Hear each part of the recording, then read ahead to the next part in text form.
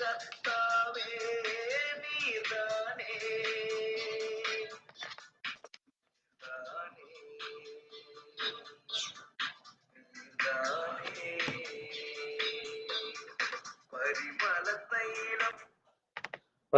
நம்முடைய ஆண்டவரும் அருமை இரட்சகரும் மீட்பருமான கர்த்தராகிய இயேசு கிறிஸ்துவின் இனிய நல்ல நாமத்திலே உங்களுக்கு வாழ்த்து சொல்லுகிறேன்.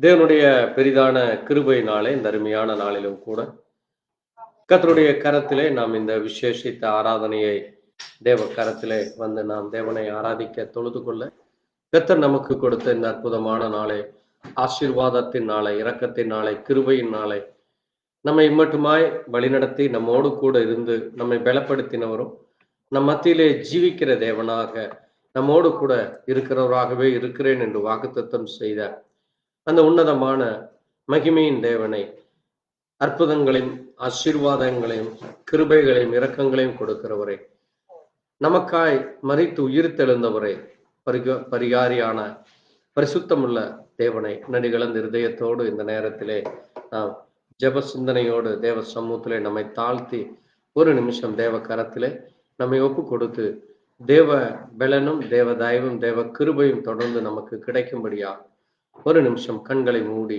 நாம் ஜெபிக்கலாம். எங்களை நேசிக்கிற எங்கள் நல்ல ஆண்டவரே, மை துதிக்கிறோமப்பா, மை ஸ்தோத்திரிக்கிறோமப்பா. அற்புதங்களும் அதிசயங்களும் செய்கிறவரே, மாறாதவரே, மகிமையின் தேவனே, வல்லமை உள்ளவரே, அதிசயமானவரே, ஜீவனின் அதிபதியே, தேவாதி தேவனே, உம்மை துதிக்கிறோம் அப்பா, உம்மை துதிக்கிறோம். உம்மை ஸ்தோத்திரிக்கிறோம்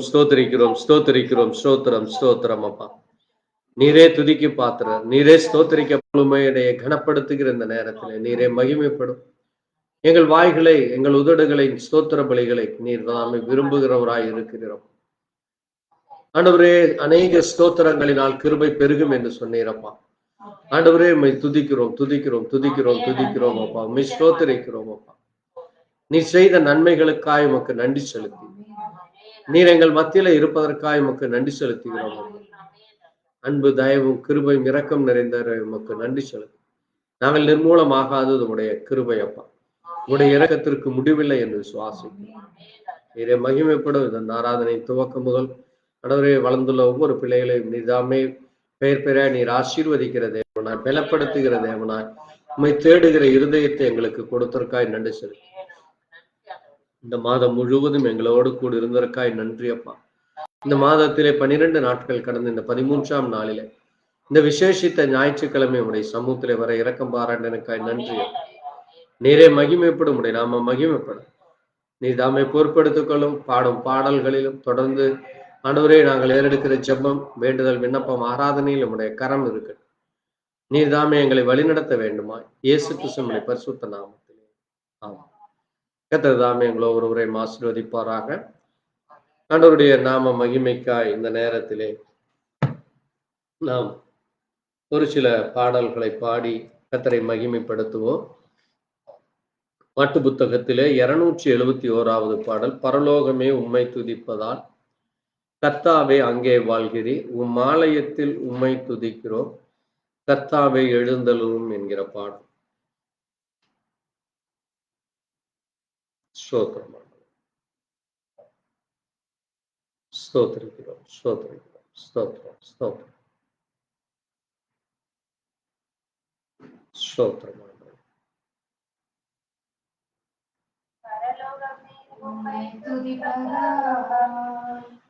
கர்த்தாவே அங்கே வாழ்கிறீர், ஆலயத்தில் உம்மை துதிக்கிறோம், கர்த்தாவே எழுந்தருளும்.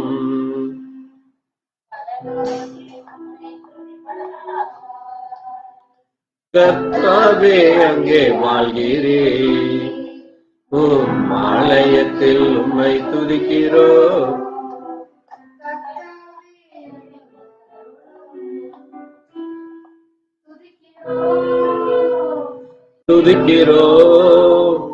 ஒன்றாக கூடி துதிக்கிறோம், அல்லேலூயா துதிக்கிறோம்,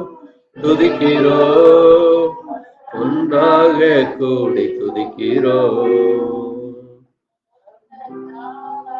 உயர்த்தும் இடத்தில் அங்கே வாசம் செய்வேன். உந்தன் நாமம் உயர்த்தும் இடத்தில் அங்கே வாசம் செய்வேன். துதிக்கிறோ துதிக்கிறோ ஒன்றாக கூடி துதிக்கிறோ. அல்லேலூயா துதிக்கிறோ துதிக்கிறோ ஒன்றாக கூடி துதிக்கிறோ. உம்மை துதிப்பதா கர்த்தாவே அங்கே வாழ்கிறேன். உம் ஆலயத்தில் உம்மை துதிக்கிறோ.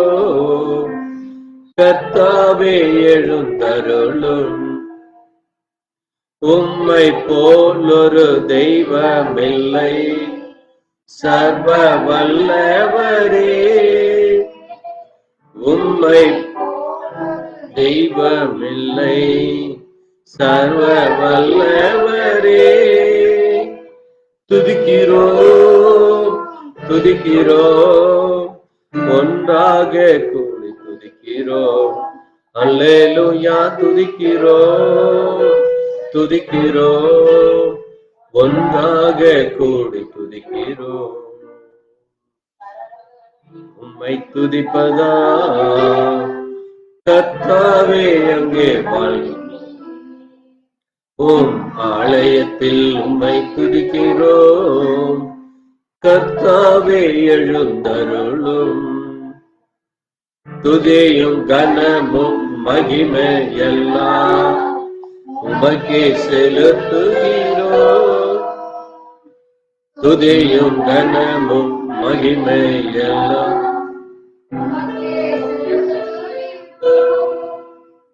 துதிக்கிறோ துதிக்கிறோ ஒன்றாக கூடி துதிக்கிறோ. அல்லேலூயா துதிக்கிறோ துதிக்கிறோ ஒன்றாக கூடி துதிக்கிறோ. பரலோகமே உம்மை துதிப்ப தேவனே வாழ்கிறேன். ஓம் கர்த்தாவே எழுந்தருளும். ஆமென். அல்லேலூயா. பாட்டு புத்தகத்திலே 277வது பாடல். ஓசன்னா பாடுவோம் இயேசுவின் தாசரே, உன்னதத்தில் தாவீதின் மைந்தனுக்கு ஓசன்னா என்கிற பாடல்.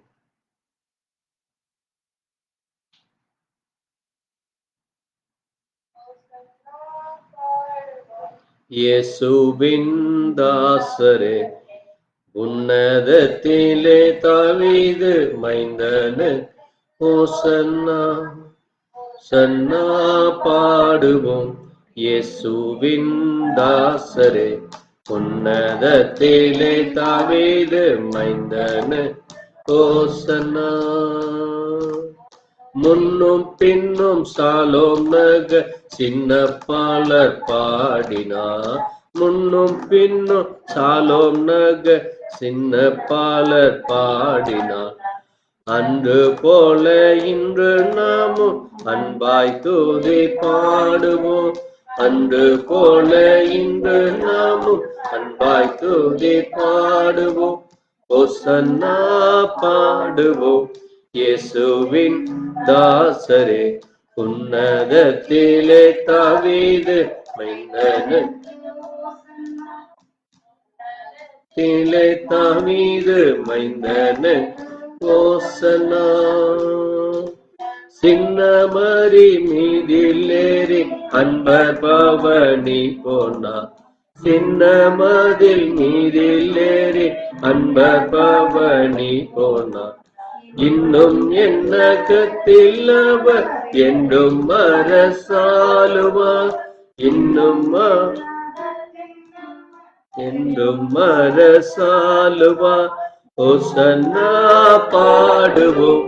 இயேசுவின் தாசரே, உன்னதத்திலே தாவீது மைந்தனுக்கு ஓசன்னா.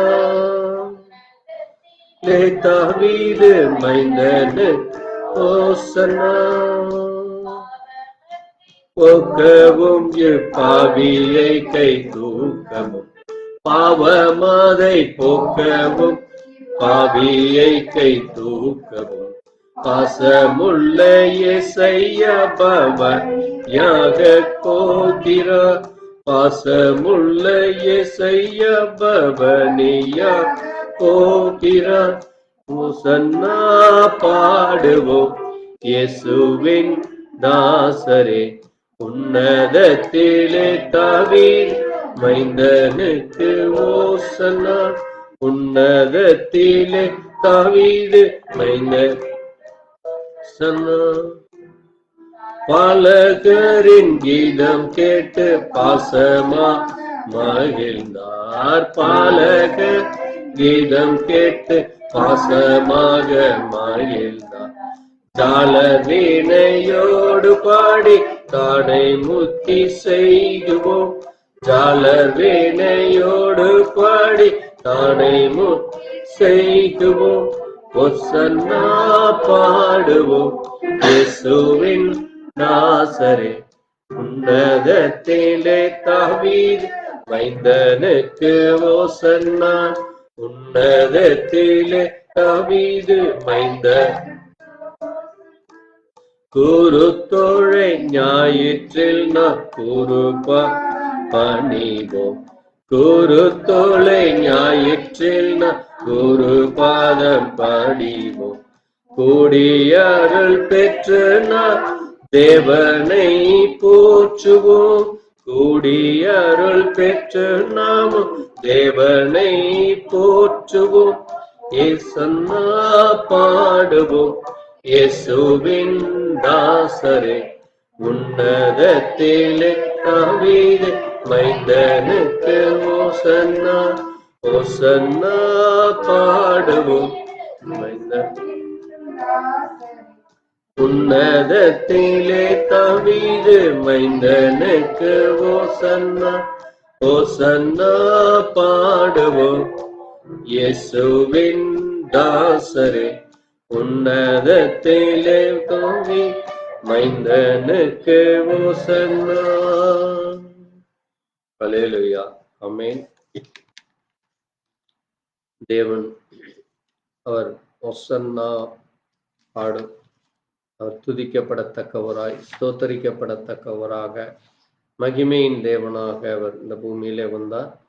அந்த தேவனுக்கு நன்றி கலந்த இருதயத்தோடு நம்மிலே யாராவது ஒருவர் கர்த்தரின் மட்டுமாய் நம்மை வழிநடத்தி நம்மை பாதுகாத்து நம்மோடு கூட இருப்பதற்காக நன்றி சொல்லும் விதமாக நாம் அவரை மகிமைப்படுத்தி நாம் செபிக்கலாம். ஸ்தோத்திரம், ஸ்தோத்திரம் ஆண்டவர்.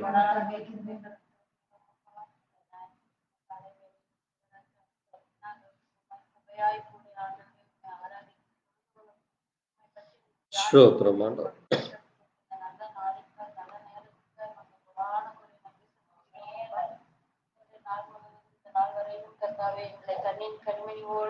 ஸ்தோத்திரம் ஆண்டவர்.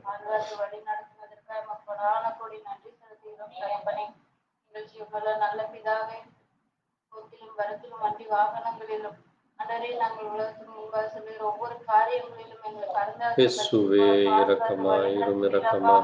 அன்றே எந்த ஆபத்துகளும் நேரிடாதபடிக்கு மனுஷருடைய வன்கண்களும் அவர்கள் பரிப்புகளும் எங்கள் படாதபடிக்கு அன்றே உமது சட்டைகளின் மறைவிலே எங்களை பாதுகாத்து வழிநடத்தி கொண்டு வந்தீர் ஐயா. உமக்கு கொடான கொடி நன்றி செலுத்துகிறோம் அப்பா. நாங்கள் நிற்பதும் நிர்மூலமாகாமல் இருப்பதும் உமது கிருபையாய் காலைதோறும் உமது புதிய கிருபையை நீர் எங்களுக்கு கொடுத்து இருக்கிறீரப்பா. உமது பிள்ளைகளுக்கு நீர் ஆண்டவரே சமாதானத்தை கட்டளையிட்டு இருக்கிறீரப்பா. சமாதானத்தை கோரியிருக்கிறீரப்பா. அந்த சமாதானத்தை நாங்கள் சுதந்திரித்துக் கொள்ள கர்த்தாவே நீர் ஏற்படுத்தி கொடுத்த ஒவ்வொரு நாளுக்காக நன்றி செலுத்துகிறோம். கொடான கொடி ஸ்தோத்திரம் செலுத்துகிறோம். எத்தனையோ பிரச்சனைகள் வந்தாலும் மழை போல வந்தாலும் அதை பனி போல மறைய செய்கிற தெய்வக்காய் உமக்கு கொடான கொடி நன்றி செலுத்துகிறோம். உமது இரக்கத்திற்காக நன்றி செலுத்துகிறோம். நன்றி செலுத்துகிறோம். உமது ஆண்டவரே நீடிய சாந்தத்திற்காக நன்றி செலுத்துகிறோம். நன்றி ஆண்டவரே. நன்றி செலுத்துகிறோம். கொடான கொடி நன்றி செலுத்துகிறோம் அப்பா. அன்பே பிரதானமா இருக்கிறது இயேசுவே கிருபை கிருபை அப்பா. ஆண்டவரே மண்ணான மனுஷர் மீது தகப்பனே நீர் வைத்த ஆமாண்டவரே ஸ்தோத்திரம் ஸ்தோத்திரம் ஆண்டவரே. இயேசுவே இரக்கமாயிரும் இரக்கமா. நன்றி ஸ்தோத்திரம் ஆண்டவரே. ஸ்தோத்திரம் ஆண்டவரே ஸ்தோத்திரம் அப்பா. சாட்சியுள்ள குடும்பமாய் ஆண்டவரே மட்டும் வழி நடத்தி கொண்டு வருகிறதற்காக நன்றி ஆண்டவரே நன்றி அப்பா. ஆண்டவரே உமது வல்லமையில நாமம் எங்கும் பிரஸ்தாபப்பட கர்த்தாவே நாங்கள் ஒவ்வொருவரும் கருவியாய் பயன்பட வேண்டுமா செபிக்கிறேன். நன்றி அப்பா நன்றி ராஜா நன்றி ஐயா. ஊழிய காரியங்களும் சுவிசேஷ காரியங்களும் உமது வல்லமையும் கிருபையும் எங்களோடு கூட எப்பொழுதும் ஸ்தோத்திரிக்கிறோம் ஸ்தோத்திரிக்கிறோம். உடனே வழி நடத்த வேண்டுமா செபிக்கிறோம். அநேக பிள்ளைகள் ரசிக்கப்பட ஆண்டவரே நாங்களும் ஒரு சாட்சியுள்ள பிள்ளைகளாய் நாங்களும் ஒரு காரணமாய் கருவியாய் இருக்க கர்த்தாவே நீர் உதவி செய்ய வேண்டுமா செபிக்கிறப்பா. எல்லா சகலவித காரியங்களும் உமது பலத்த கரத்துல ஒப்பு கொடுக்கிறோம். நீரே பாதுகாத்து வழி நடத்தும். சகலம் மேய்ப்பனும் ரட்சிகரமான ஆண்டவராகிய வல்லமையில நாமத்தினாலே செபிக்கிறேன் நல்ல பிதாவே. ஆமென். தேவன் நம் ஜெபத்தை கேட்டதற்காய் ஸ்தோத்திரிப்போம். ஸ்தோத்திரம் ஸ்தோத்திரமா. இந்த நிமிஷம் வரை எங்களோடு கூட இருந்து எங்களை பலப்படுத்தினக்காய், எங்களை பாதுகாத்ததற்காய், எங்கள் மத்தியில இருப்பதற்காய் நன்றி சொல்லி, உம்முடைய அன்பு இரக்கம் தயவுக்காய் நன்றி செலுத்துகிறோம். நீர் எங்கள் மத்தியிலே ஆண்டவரே ஒவ்வொரு நாளும் வாசம் பண்ணுகிற தேவனா, எங்களோடு கூட இருப்பேன் என்று வாக்கு தத்தத்தை கொடுத்திருக்காய் நன்றி. இந்த நேரத்தில் உம்முடைய கரத்தில் ஒப்பு கொடுக்கிறோம். நீரே மகிமைப்படும், உடைய நாம மகிமைப்பட. ஆமென். நடந்ததெல்லாம் நன்மைக்கே நன்மைக்கே நன்றி சொல்லி மகிழ்வேன் இன்றைக்கே. நடந்ததெல்லாம் நன்மைக்கே நன்மைக்கே நன்றி சொல்லி மகிழ் இன்றைக்கே. சிலுவை தன்னை அனுமதித்தேன் நன்றி, சிந்தை தன்னை மாற்றினேன் நன்றி. சிலுவை தன்னை அனுமதித்தேன் நன்றி, சிந்தை தன்னை மாற்றினேன் நன்றி. நன்றி நன்றி எல்லாம் நன்மைக்கே நன்றி. நன்றி நன்றி எல்லாம் நன்மைக்கே நன்றி. உள்ளான மனிதனை புதிதாக்கே உடைத்து உருமாற்றி நடத்துகிறேன். உள்ளான மனிதனை புதிதாக்கி உடைத்து உருவா நடத்துகிறேன். நன்றி நன்றி எல்லாம் நன்மைக்கே நன்றி. நன்றி நன்றி நன்மைக்கே நன்றி. ஸ்தோத்திரம் ஆண்டவரே. நீரே எல்லாவற்றையும் எங்களுக்கு ஆண்டவரே தருகிறவர். நீரே நன்மையானவைகளை செய்கிறவர். எங்களுக்காய் சிலுவை மரணத்திலே தொங்கும், எங்களுக்காய் மரித்து உயிர்த்தெழுந்தவரே உமக்கு நன்றி. எங்கள் உள்ளான மனிதனை ஒவ்வொரு நாளும் நீர் புதிதாக்குகிறீரப்பா. எங்களை ஆண்டவரை உடைத்து உருவாக்குகிறீரப்பா. எங்களுடைய எல்லா காரியங்களை நீர் எடுத்து போடுகிறீரப்பா. உமக்கு பிரியமில்லாததை எடுத்து ஆண்டவரே நீர் எங்களை சுத்திகரிக்கிறீரப்பா. அதற்காக நன்றி. உடைய தயவுக்காய் ஸ்தோத்திரம், உடைய இரக்கத்திற்காய், உடைய கிருபைக்காய் ஸ்தோத்திரம் அப்பா. ஆண்டவரே உடைய தயவு ஒவ்வொரு நாளும் எங்களோடு கூட இருப்பார். பலவீனத்திலே பலன் பூரணமாய் விளங்கும் என்று சொன்னார்காய். உம்முடைய வல்லமை, உடைய அதிசயங்களும் ஆண்டவரே அற்புதங்களும் உடைய பிள்ளைகளுக்கு நீர் கொடுக்க இருக்கிறீரப்பா. அதற்காய் நன்றி சார். நீரே மட்டும் எங்களோடு கூட இருப்பதற்காய் நன்றி. தொடர்ந்து நீரே மகிமைப்படும். ஆமென். ஸ்தோத்திரம் ஆண்டவரே, ஸ்தோத்திரிக்கிறோம். தாங்கிடும் பலன் தந்தீர் நன்றி, தப்பி செல்ல வழி செய்தீர் நன்றி. தாங்கிடும் பலன் தந்தீர் நன்றி, தப்பி செல்ல வழி செய்தீர் நன்றி. நன்றி நன்றி எல்லாம் நன்மைக்கே நன்றி. நன்றி நன்றி, எல்லாம் நன்மைக்கே நன்றி. என் கிருபை உனக்கு போதும் என்று பலவீனத்திலே பலன் என்று. என் கிருபை உனக்கு போதும் என்று பலவீனத்திலே பலன் என்று. நன்றி நன்றி, எல்லாம் நன்மைக்கே நன்றி. நன்றி நன்றி, எல்லாம் நன்மைக்கே நன்றி. நடந்ததெல்லாம் நன்மைக்கே நன்மைக்கே, நன்றி சொல்லி மகிழ்வேன் இன்றைக்கே. நடப்பதெல்லாம் நன்மைக்கே நன்மைக்கே. தாழ்த்துகிறோம். தொடர்ந்து உடைய தயவு உடைய பிள்ளைகளாக எங்களுக்கு கிடை. நிறைய மகிமைப்படும் இயேசு கிறிஸ்துவின் பரிசுத்த நாமத்திலே ஆம். நாம் எழுந்து நின்று இந்த நேரத்திலே தேவனுடைய சத்திய வார்த்தைகளை வாசித்து தொடர்ந்து நாம் செய்திக்குள்ளாய் கடந்து செல்லலாம்.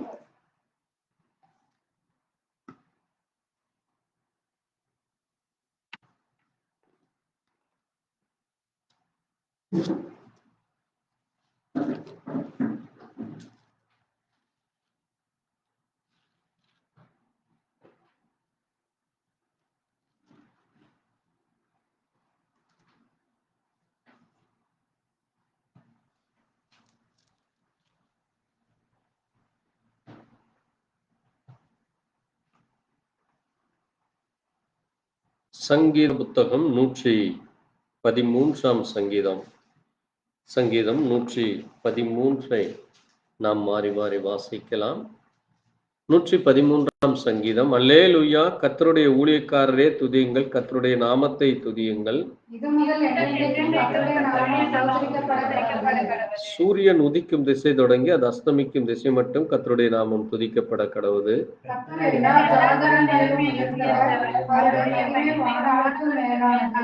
உன்னதங்களில் வாசம் பண்ணுகிற நம்முடைய தேவனாகிய கர்த்தருக்கு சமமானவர் யார்? அவர் சிறியவனை புழுதியிலிருந்து தூக்கி விடுகிறார், எளியவனை குப்பையிலிருந்து உயர்த்துகிறார்.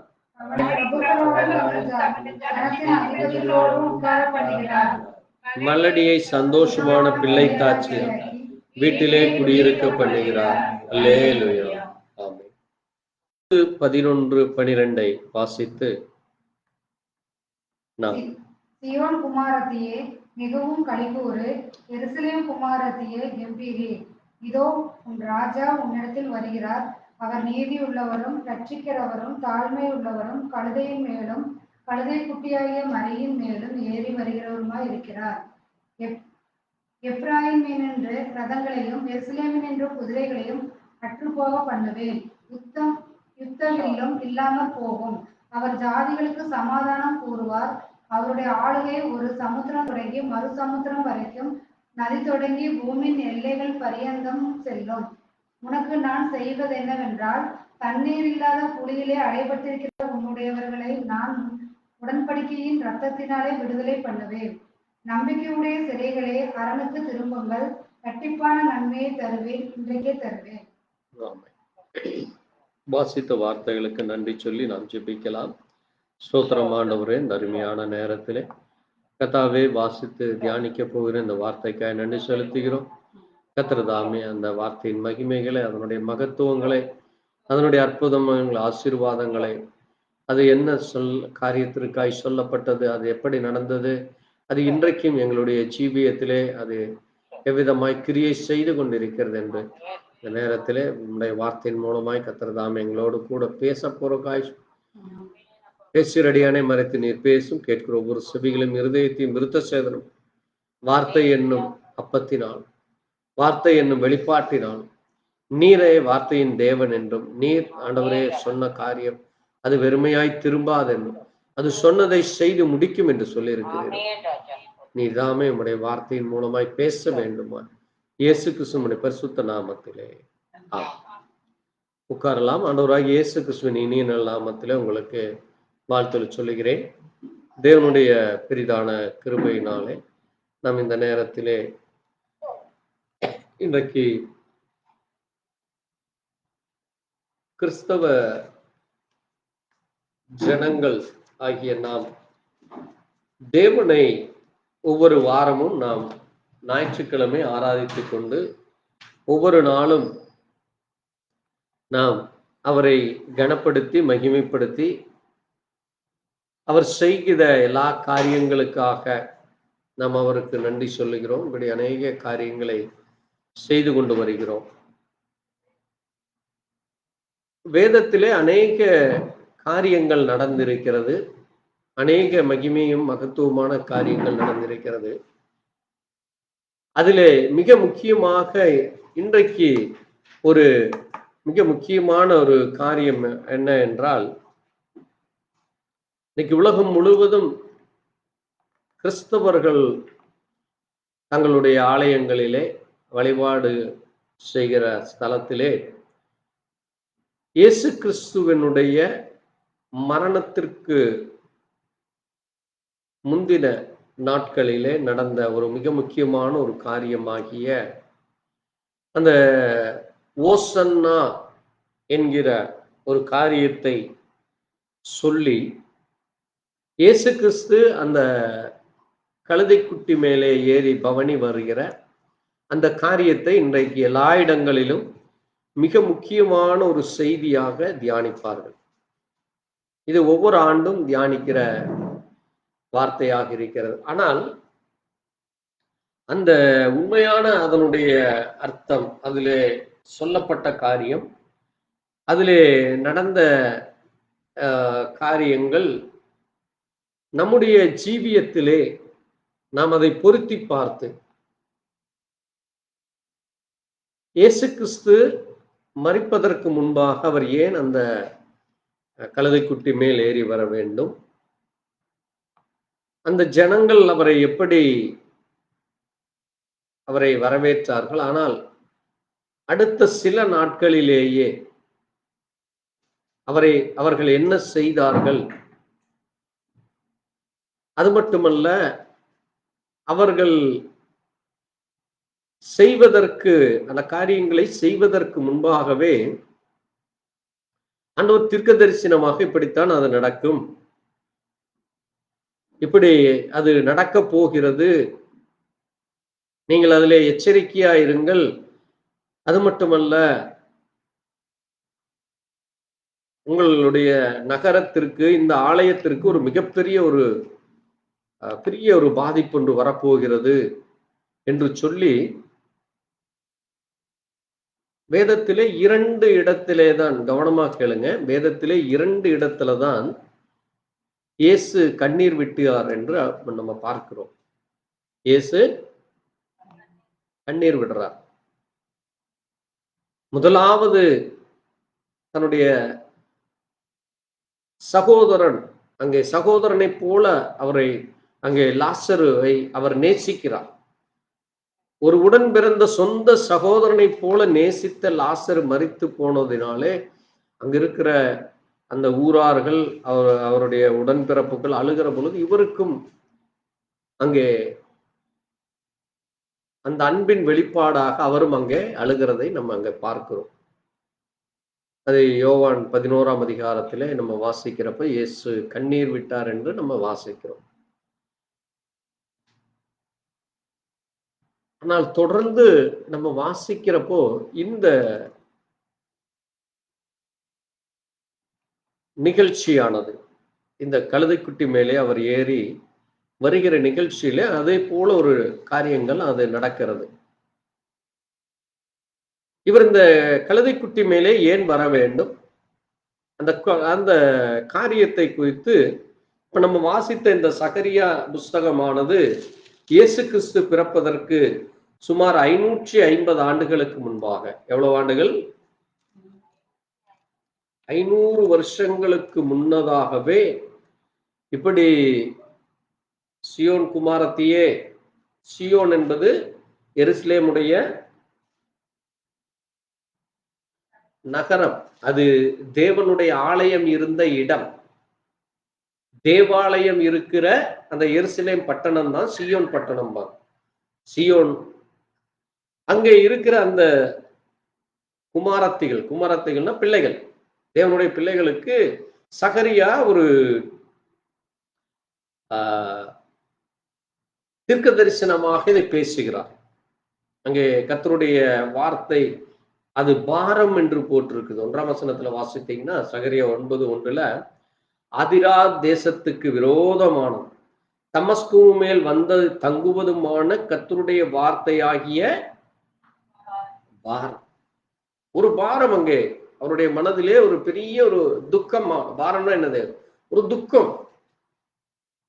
அவருடைய மனசு ரொம்ப துக்கப்பட்டு அந்த கர்த்தருடைய வார்த்தை வந்த பொழுது அவருக்கு எப்படி வந்ததாம்? அது துக்கம் வருது. இன்னைக்கு நம்ம ஒரு சில நிகழ்ச்சிகளை பார்க்கிறப்ப நம்ம துக்கத்தோடு ஏன் இப்படி நடந்து கொள்கிறார்கள், ஏன் இப்படி என்ன சொன்னாலும் கேட்க மாட்டேங்கிறார்கள், அங்கே பிடிவாதம் உள்ளவர்களாக, அங்கே எந்த காரியத்தையும் அதை புரிந்து கொள்ளாமல் நடந்து கொள்கிறார்களே என்று நம்ம ஒரு சிலரை பார்த்து நமக்கு ஒரு பாரம் ஏற்படுகிறது, கவலை ஏற்படுகிறது. ஐயோ, இப்படி போனால் இந்த சந்ததி என்ன ஆகும்? இன்னைக்கு நடக்கிற காரியங்கள் எல்லாம் பார்க்கிறப்ப நமக்கு அங்கே பயம், நடுக்கம் வருகிறது. என்ன நடக்குமோ இனி வரும் காலங்களிலே என்று ஒரு அச்சம் ஏற்படுகிறது. அதை போல இந்த எருசலேம் பட்டணத்திற்கு ஒரு பெரிய ஒரு பாரம் ஒன்று வரப்போகிறது, ஒரு பெரிய துக்ககரமான ஒரு நிகழ்வு நடக்கப் போகிறது என்று 500 ஆண்டுகளுக்கு முன்பாகவே தேவன் எச்சரிக்கிறார். அதனாலதான் அங்க சொல்றாரு, அதை எப்படி கொண்டு போறாருன்னு பாருங்க. சியோன் குமாரத்தியே, நீ ரொம்ப சந்தோஷப்படும். நீ எப்படி ரொம்ப சந்தோஷப்படும், மிகவும் கலிகூறு. எருசலேம் குமாரத்திய நீ கம்பீரி. கம்பீரம்னா என்னது? நல்ல உறக்க சத்தமா கம்பீரமா நீ சவுண்டு போடு, நல்லா நீ மகிழ்ச்சியாயிரு. ஏனென்றால் இதோ உன் ராஜா உன்னிடத்திலே வருகிறார். யார் அவரு? ராஜா. சாதாரண ராஜா அல்ல, வானத்தையும் பூமியும் படைத்த சர்வ வல்லமையுள்ள தேவன் அங்கே மனிதனாக உன்னிடத்திலே, உன்னுடைய நகரத்தை, உன்னுடைய ஜனங்களை, உன்னை காண அவர் நேரிலே வரப்போகிறார். அதற்காக நீ சந்தோஷப்பட்டு நீ களி கூறு. ஏனென்றால் அவர் எப்படிப்பட்டவராமா? அவர் நீதி உள்ளவர். அவர் எப்படிப்பட்டவர்? நீதியுள்ளவர், ரட்சிக்கிறவர். பாவத்திலிருந்தும், அக்கிரமத்திலிருந்தும், அநியாயத்திலிருந்தும், அசுத்தத்திலிருந்தும், அங்கே அடிமைத்தனத்திலிருந்தும் உன்னை ரட்சிக்கிறவர். அது மட்டுமல்ல, அவரிடத்திலே தாழ்மை உண்டு, ஹம்பிள்னஸ், தாழ்மை உண்டு. தன்னை எனக்கு எல்லாம் தெரியும் என்று ஒரு மேட்டுமையானதோ அல்லது கர்வத்தோட அல்லது அதிகாரத்தோட உன்னிடத்துல வரல. அவர் எப்படிப்பட்டவராய் இருக்கிறாராமா? தாழ்மையுள்ளவர், கழுதையின் மேலும் கழுதை குட்டியாகிய மரியின் மேல். நமக்கு தெரியும் கழுதைகள் அந்த நாட்களில, இன்னைக்கு நம்ம அதிகமா கழுதைகளை பயன்படுத்துவதில்லை. பழைய காலத்துல எல்லாம் பார்த்தீங்கன்னா, அதுவும் இல்லாம ஓரளவுக்கு கொஞ்சம் நல்ல வசதியானவர்கள் என்ன செய்வார்கள், அங்க அதற்கென்று ஒரு ஆளை நியமித்து அவர்களிடத்துல துணியை கொடுத்து அந்த துணியை கொண்டு போய் அவர்கள் அந்த ஆற்றோரங்கள்ல துவைச்சு கொண்டு வந்து கொடுப்பாங்க. அதுக்கு ஒரு கூலி கொடுப்பாங்க. துணி துவைக்கிறதுக்குன்னு அந்த கழுதைகளை கொண்டு போவாங்க.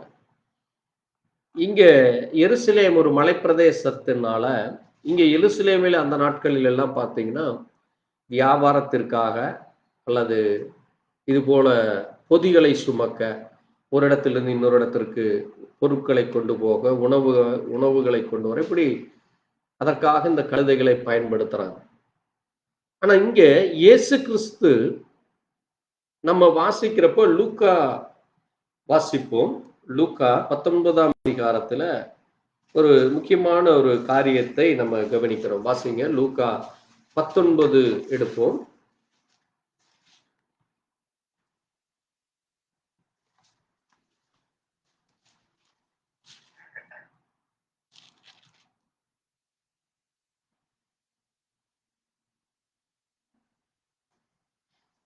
லூக்கா 19 28 வாசிக்கலாம்.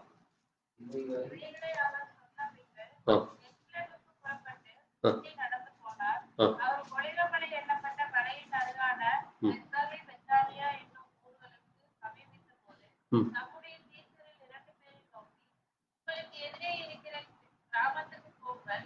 அதிலே பிரவேசிக்கும் போது மனுஷரில் ஒருவனும் ஒரு காலும் ஏறியிராத கழுதைக்குட்டியை கட்டியிருந்து காண்பீர்கள். அதை அவிழ்த்துக் கொண்டு வாருங்கள். அதை ஏன் அவிழ்க்கிறீர்கள் என்று யாராவது உங்களிடத்தில் கேட்டால் அது ஆண்டவருக்கு வேண்டும் என்று சொல்லுங்கள் என்றார். போதும். இங்க ஆண்டவர் எங்கிருந்து புறப்படுகிறாருன்னா, ஒலிவமலை அருகிலே இருக்கிற பெத்பகே பெத்தானியா, அந்த ஊர் பேர் என்னது? பெத்பகே பெத்தானியா. அதற்கு முன்பாக நீங்க இதே அதிகாரத்துல நீங்க வாசித்தீங்கன்னா, எருசலேமுக்கு அவர் வருகிறதற்கு முன்பாக அவர் இன்னொரு கிராமத்துல பிரவேசிக்கிறார். அந்த கிராமத்துல பிரவேசிக்கிறப்போ அங்கே எரிகோ வழியாகத்தான் அவர் வருகிறார். எரிகோ வழியாக அவர் வருகிறப்போ அந்த ஊர்ல டாக்ஸ் கலெக்டர் சகேயு என்கிற ஒரு குள்ள மனிதன், இந்த குள்ள மனிதன் இயேசுவை காண வேண்டும் என்று மரத்தின் மேல ஏறுறா. அந்த காரியத்தை நம்ம பார்த்திருக்கிறோம். அந்த நிகழ்ச்சிகளை குறித்து நமக்கு தெரியும். தொடர்ந்து அங்க வருகிற வழியில அங்க அவருக்கு ஒரு பெரிய ஒரு, உங்களுக்கு தெரியும், இயேசு கிறிஸ்துவோடு கூட அநேக ஜனங்கள் வருகிறார்கள். இயேசு கிறிஸ்துவோடு கூட எப்பொழுதுமே அவரோடு அவர் நடந்து வரப்போ குறைந்தது ஒரு 5000 10,000 புருஷர்கள் என்று நம்ம பார்க்கிறோம். 4000 புருஷர்கள் 5000 புருஷர்கள் வேதத்துல போட்டிருக்க. அப்ப பெண்கள், ஸ்திரீகள், குழந்தைகள் இப்படி எடுத்தீங்கன்னா குறைந்தது ஒரு 10,000 பேராவது அங்கே கூட நடந்து வருவாங்க. ஏன்னா அவர் ஒரு மிகப்பெரிய, அந்த நாட்களிலே ஜனங்களாலே மிகவும் போற்றப்பட ஒரு பெரிய பெரிய காரியங்களை செய்த ஒரு அதிசயமான ஒரு மனிதராக அந்த நாள்ல நடந்து வருகிறார். அதனால அவருக்கு பின்னாடி ஆட்கள் எப்பொழுதுமே இருந்திருப்பாங்க. அதை குறித்து நம்ம தியானிக்க போகிறோம். இப்படி அவர் வருகிற வழியிலே அந்த பெத்பகே பெத்தானியா வர்ற வழியில அந்த ஊருக்கு போறக்கு முன்னாடியே, கவனமா கேளுங்க, எல்லாமே வேதத்திலே முன்குறிக்கப்பட்டது, எல்லாமே அப்படியே நடக்குது. இயேசு கிறிஸ்து தான் சொன்னாரு. அதனால அவருக்கு தெரியும் என்ன நடக்க போகிறது, என்ன செய்வோன் என்று சொல்லி அதை அறிந்து அவர் என்ன செய்கிறார், தன்னுடைய சீஷர்ல 2 பேரை கூப்பிட்டு, அதை என்ன சீஷர்னு பேர் சொல்லல, 2 சீஷரை கூப்பிட்டு, நீ இந்த கிராமத்துக்குள்ள போ, அங்க போய் என்ன செய், ஒருவரும் ஏறியிராத கழுதை குட்டி. கவனமா கேளுங்க. நான் ஏன் முதல்ல கழுதையை பற்றி சொன்னேன்னா, அந்த நாட்களிலே பொதி சுமப்பதற்கும் அல்லது மற்ற வியாபாரங்களுக்கும் பயன்படுத்துகிறது தான் கழுதைகளை வளர்த்துவார்கள். இன்னொன்று, அங்கே 2 விதமான, ஒன்று இந்த வீட்டு வேலைகளுக்கு மற்ற காரியங்களுக்கு, இன்னொன்று பெரிய பெரிய பணக்காரர்கள், பெரிய பெரிய பணக்காரர்கள் அந்த நாட்கள்ல இன்னைக்கு எப்படி நம்ம கார்ல பைக்ல போகிறது போல அவர்கள் கழுதை மேலதான் பயணம் செய்வார்கள், நடந்து போக மாட்டாங்க. கழுதை மேல ஏறி உட்கார்ந்துதான் பயணம் செய்வார். அதுக்கு அதை பயன்படுத்துவாங்க, போக்குவரத்திற்காக பயன்படுத்தப்பட்ட. அப்போ அதைத்தான் இவர் சொல்றாரு, நீ அந்த கிராமத்துக்கு போ, ஒருவரும் ஏறியிராத அங்க கழுதை குட்டி அங்க இருக்கும், ஒருவரும் ஏறியிராத கழுதை குட்டி இருக்கும், அதை நீ கொண்டு வா. அப்படி நீ அவிழ்க்கிறப்போ, ஏன்னா ஒருத்தன் வீட்டுல போய் நீ கழுதை குட்டி அவுத்தா அந்த வீட்டுக்காரன் என்ன கேட்பா, நீ யாரையா, நீ எதுக்கு இதை எடுக்கிறேன்னு அப்படி யாராவது கேட்டா அது யாருக்கு வேண்டுமாமா, அது ஆண்டவர், அது உன்னுடைய ஆண்டவர், அவர் சாதாரண மனிதன் அல்ல. ஆமென்.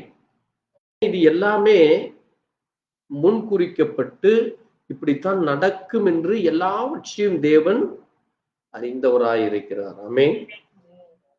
அதனாலதான் நம்முடைய ஜீவியத்துல நம்ம நினைக்கிறோம், ஐயோ இப்படி நடக்குது அப்படி நடக்குது இதா அதா என்று நம்ம கலங்கி புலம்பிட்டே இருக்கிறோம் ஒவ்வொரு நாளும். வேதம் சொல்லுது, உன் வழிகளை கர்த்தருக்கு ஒப்புவி, உன் வழிகளை கர்த்தருக்கு ஒப்புவி, அவரே காரியத்தை வாய்க்க பண்ணுவார். அவர்தான் வாய்க்க பண்ணுவார். நீங்க போட்டு அதை இதையும் பண்ணீங்கன்னா அது எல்லாம் குழப்படியா போய் ஒண்ணுக்காகாம போய் கடைசியில 4 பேர் நம்மை பார்த்து சிரிக்கிற அளவுக்கு நடந்துவிடும். இதுதான் இன்னைக்கு ஜனங்கள் செய்கிற பெரிய தவறாக இருக்கிறது. இந்த பூமியிலே நடக்கிற ஒவ்வொரு நிகழ்வுகளும் அதைத்தான் வேதம் சொல்லுகிறது. மழை, காற்று, தண்ணீர், பஞ்சம், உணவு, சீசன்கள், இப்படி எல்லாவற்றையும் தேவன் முன்குறித்து வச்சிருக்கிறார். நம்ம உலகத்தான் தான் அதை சொல்லுவான், அதெல்லாம் விதிப்படி நடக்குதப்பா, நம்ம கையில் என்ன இருக்கும்பா. உலகத்தானுக்கு தெரியாது விதினா என்னது. தேவன் அதை எழுதி வைத்திருக்கிறார். அப்ப எழுதுனதுபடிதான் அந்த சகலமும் நடக்கும். அதைத்தான் இயேசு கிறிஸ்துவினுடைய ஜீவியத்திலேயும் அதுதான் நடக்குது. அவர் தான் இந்த பூமியில இப்படித்தான் வருவார், பிறப்பதற்கு முன்பாகவே அவர் கன்னி வயிற்றில தான் பிறப்பார்னு சொல்லப்பட்டிருக்கிறது. அப்படி ஒவ்வொரு காரியமும் வேதத்திலே முன்குறிக்கப்பட்டு முன்னே எழுதப்பட்டது நிறைவேறி கொண்டிருக்கிறது. அது இன்னைக்கும் நிறைவேறி கொண்டிருக்கிறது. அது வேதத்திலே எல்லா இடங்கள்ல இருக்கிறது. அது ரகசியமாக அங்கங்கே மறைந்து கிடக்கிறது. அதை எடுத்து நம்முடைய ஜீவியத்திலே நம்ம பொருத்தி பார்க்கிறோம். இங்க இயேசு கிறிஸ்து பாருங்க, அந்த அந்த கழுதை குட்டியை அவிழ்க்கிறதுக்கு அவர் சீசர்கள் போறப்ப ஏன் அவிழ்க்க வேண்டும், அது ஆண்டவருக்கு வேண்டும் என்று சொல்லி அவரிடத்திலே கொண்டு வந்தார்கள். அவரிடத்திலே கொண்டு வர்றாங்க. அது மட்டுமல்ல, அவர்கள் செய்கிற காரியங்கள் பாருங்க. என்ன செய்தார்களாமா? என்ன செய்தார்கள்? தங்கள் வஸ்திரங்களை அவைகளின் மேல் போட்டு இயேசுவை அதன் மேல் ஏற்றினார்கள். நீங்க பார்த்தீங்கன்னா இன்னைக்கு இந்த யானை மேல வர்றதெல்லாம் பார்த்திருப்பீங்க. ஒரு சிலர் இந்த ராஜாக்கள் அல்லது இங்க இன்னைக்கு நம்ம யானையெல்லாம் ஒரு சர்க்கஸுக்கு பயன்படுத்துற மாதிரி ஆயிப்போச்சு. அந்த நாட்கள்ல ராஜாக்கள் தான் யானை மேலே பவனி வருவார்கள். ஏன்னா அதை வச்சு நம்ம சாதாரண மனிதனாலே அதைய தீனி போட முடியாது, அதற்கு உணவளிக்க முடியாது. அப்ப பெரிய பெரிய ஆட்கள் தான் அதை வைத்திருப்பார்கள். அதற்கு மேல ஒரு மனிதர் ஏறும் பொழுது அதன் மேல அங்கே நல்ல புதிய வஸ்திரங்களை விரித்து அது கௌரவப்படுத்தி கொண்டு வருகிற காரியம். அதைத்தான் இங்கே இயேசுவிற்கும் செய்கிறார்கள். தங்கள் வஸ்திரங்களை அதன் மேல விரித்து அதன் மேல் அவரை ஏற்றினார்கள். அது மட்டுமல்ல, அங்கே போகிற வழியிலே என்ன செய்கிறார்களாமா? வஸ்திரங்களை பாருங்க, அந்த கழுதை குட்டி மேலையும் போடுகிறார்கள், வழிகளிலேயும் போடுகிறார்கள். அதான் என்ன சொல்லுவாங்க, ரெட் கார்பெட். இன்னைக்கு ஒரு ஒரு பெரிய அதிகாரி, முதலமைச்சரோ அல்லது பிரதமரோ ஒரு ஒரு ஊருக்கு வர்றப்போ ரெட் கார்பெட் வெல்கம் அப்படிம்பாங்க. சிவப்பு கம்பளம் விரித்து அவர்களை வரவேற்றார்கள்னு நீங்க பார்த்திருப்பீங்க. அது ஹானர் பண்றது, அவங்களை ரெஸ்பெக்ட் பண்றது, அவங்களுக்கு ஒரு மரியாதை கொடுக்கிறது. அதை போல பாருங்க, இயேசு கிறிஸ்து ஒவ்வொரு ஊருக்கும் எத்தனையோ முறை நடந்து போயிருக்கார், என்னென்னமோ செய்திருக்கிறார். ஆனால் அங்கே இப்படிப்பட்ட காரியங்கள் நடக்கல. இதான் முதல் முறையாக. அதைத்தான் நான் சொன்னேன், கிறிஸ்தவ ஜீவியத்திலே எத்தனையோ காரியங்கள் இயேசு கிறிஸ்துவுக்கு நடந்திருக்கிறது. அதிலே மிக முக்கியமாக நடந்த ஒரு காரியமானது என்னது? மிக முக்கியமாக நடந்த காரியம்தான் இது. என்னது? இயேசு கிறிஸ்துவை அழைத்து கொண்டு வருகிற வேளையிலே அவரை மதிக்க, அவருக்கு எவ்வளவு தூரம் மரியாதை கொடுக்க முடியுமோ அவ்வளவு தூரம் அவரை மதித்து அழைத்து கொண்டு வர்றாங்க. நம்ம இன்னைக்கு எத்தனை பேர் அவர் நம்ம மத்தியில இருக்கிறாங்கிறார். அவர் நம்ம மத்தியிலே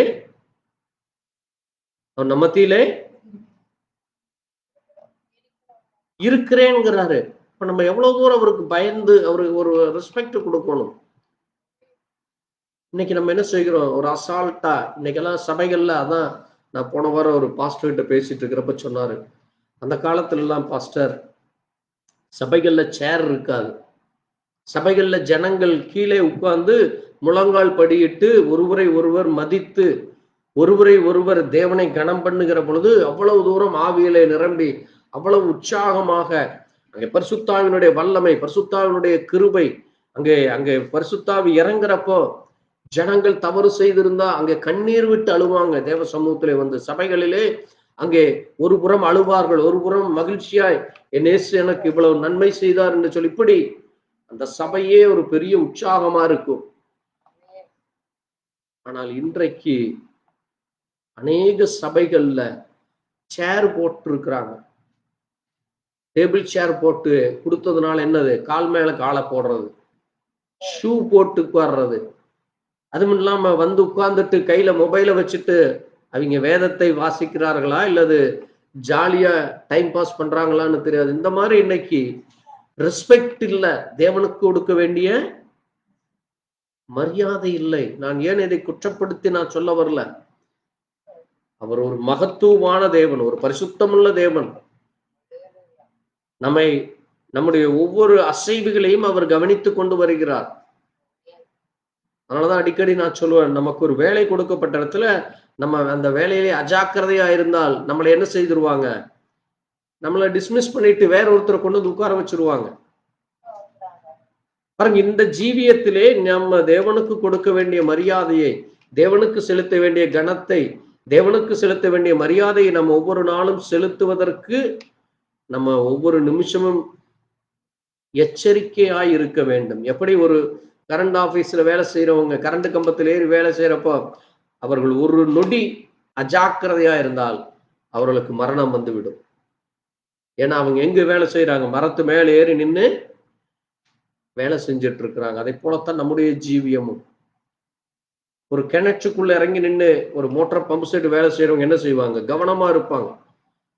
விட்டா என்ன ஆயிடுவாங்க, தண்ணியில முழுகி இறந்து விடுவார். அப்ப அதை போல நான் ஏன் இதை சொல்ல வருகிறேன் என்றால், அந்த கணம், அந்த மரியாதை தேவைப்படுகிற மட்டும் கொடுக்கிறது அல்ல. பாருங்க, இங்க அதுதான் நடந்தது. அதைத்தான் நான் சொல்ல வந்தேன். இது நடக்குது. இது நடந்த 4வது நாள் என்ன செய்யறாங்க, அவரை என்ன செய்தார்கள்? 4வது நாள்லயே என்ன செய்தார்கள்? சிலுவையில் அறைய ஒப்பு கொடுக்கிறாங்க. சிலுவையில் அறைய கொண்டு போய் இவனை சிலுவையில் அறையுங்கிறாங்க. கவனமா கேளுங்க. 4 நாளைக்கு முன்னாடி அவரை அவ்வளவு மரியாதையோட அந்த கழுதை குட்டி ஏற்றி அந்த போர்வைகளை விரித்து வழியிலே செய்து அவ்வளவு தூரம் கனப்படுத்துறவங்க, அடுத்த 4 நாள்ல மனிதனுடைய மனநிலை பாருங்க எப்படி மாறி விடுகிறது. மனுஷர்கள் இதுதான் சொல்றது. மனிதர்கள் நிமிஷத்துக்கு நிமிஷம் தன்னுடைய சிந்தைகளை, தன்னுடைய யோசனைகளை, வழிகளை மாற்றிக்கொண்டு யோசித்து கொண்டிருக்கிறாங்க. அதுக்குத்தான் நான் இந்த காரியத்தை நான் உங்களுக்கு முக்கியத்துவப்படுத்தி பேசுறேன். தேவனுடைய பிள்ளைகளுக்கு அப்படிப்பட்ட சிந்தைகள் வரக்கூடாது. நம்முடைய சூழ்நிலைக்கு ஏற்றவாறு நீங்க அதான் என்னது மாய்மாலக்காரன். அவர்கள் அதைத்தான் செய்தாங்க. அது மட்டுமல்ல, அவரை பாருங்க, அவர் எப்படி கனப்படுத்துறாங்க பாருங்க.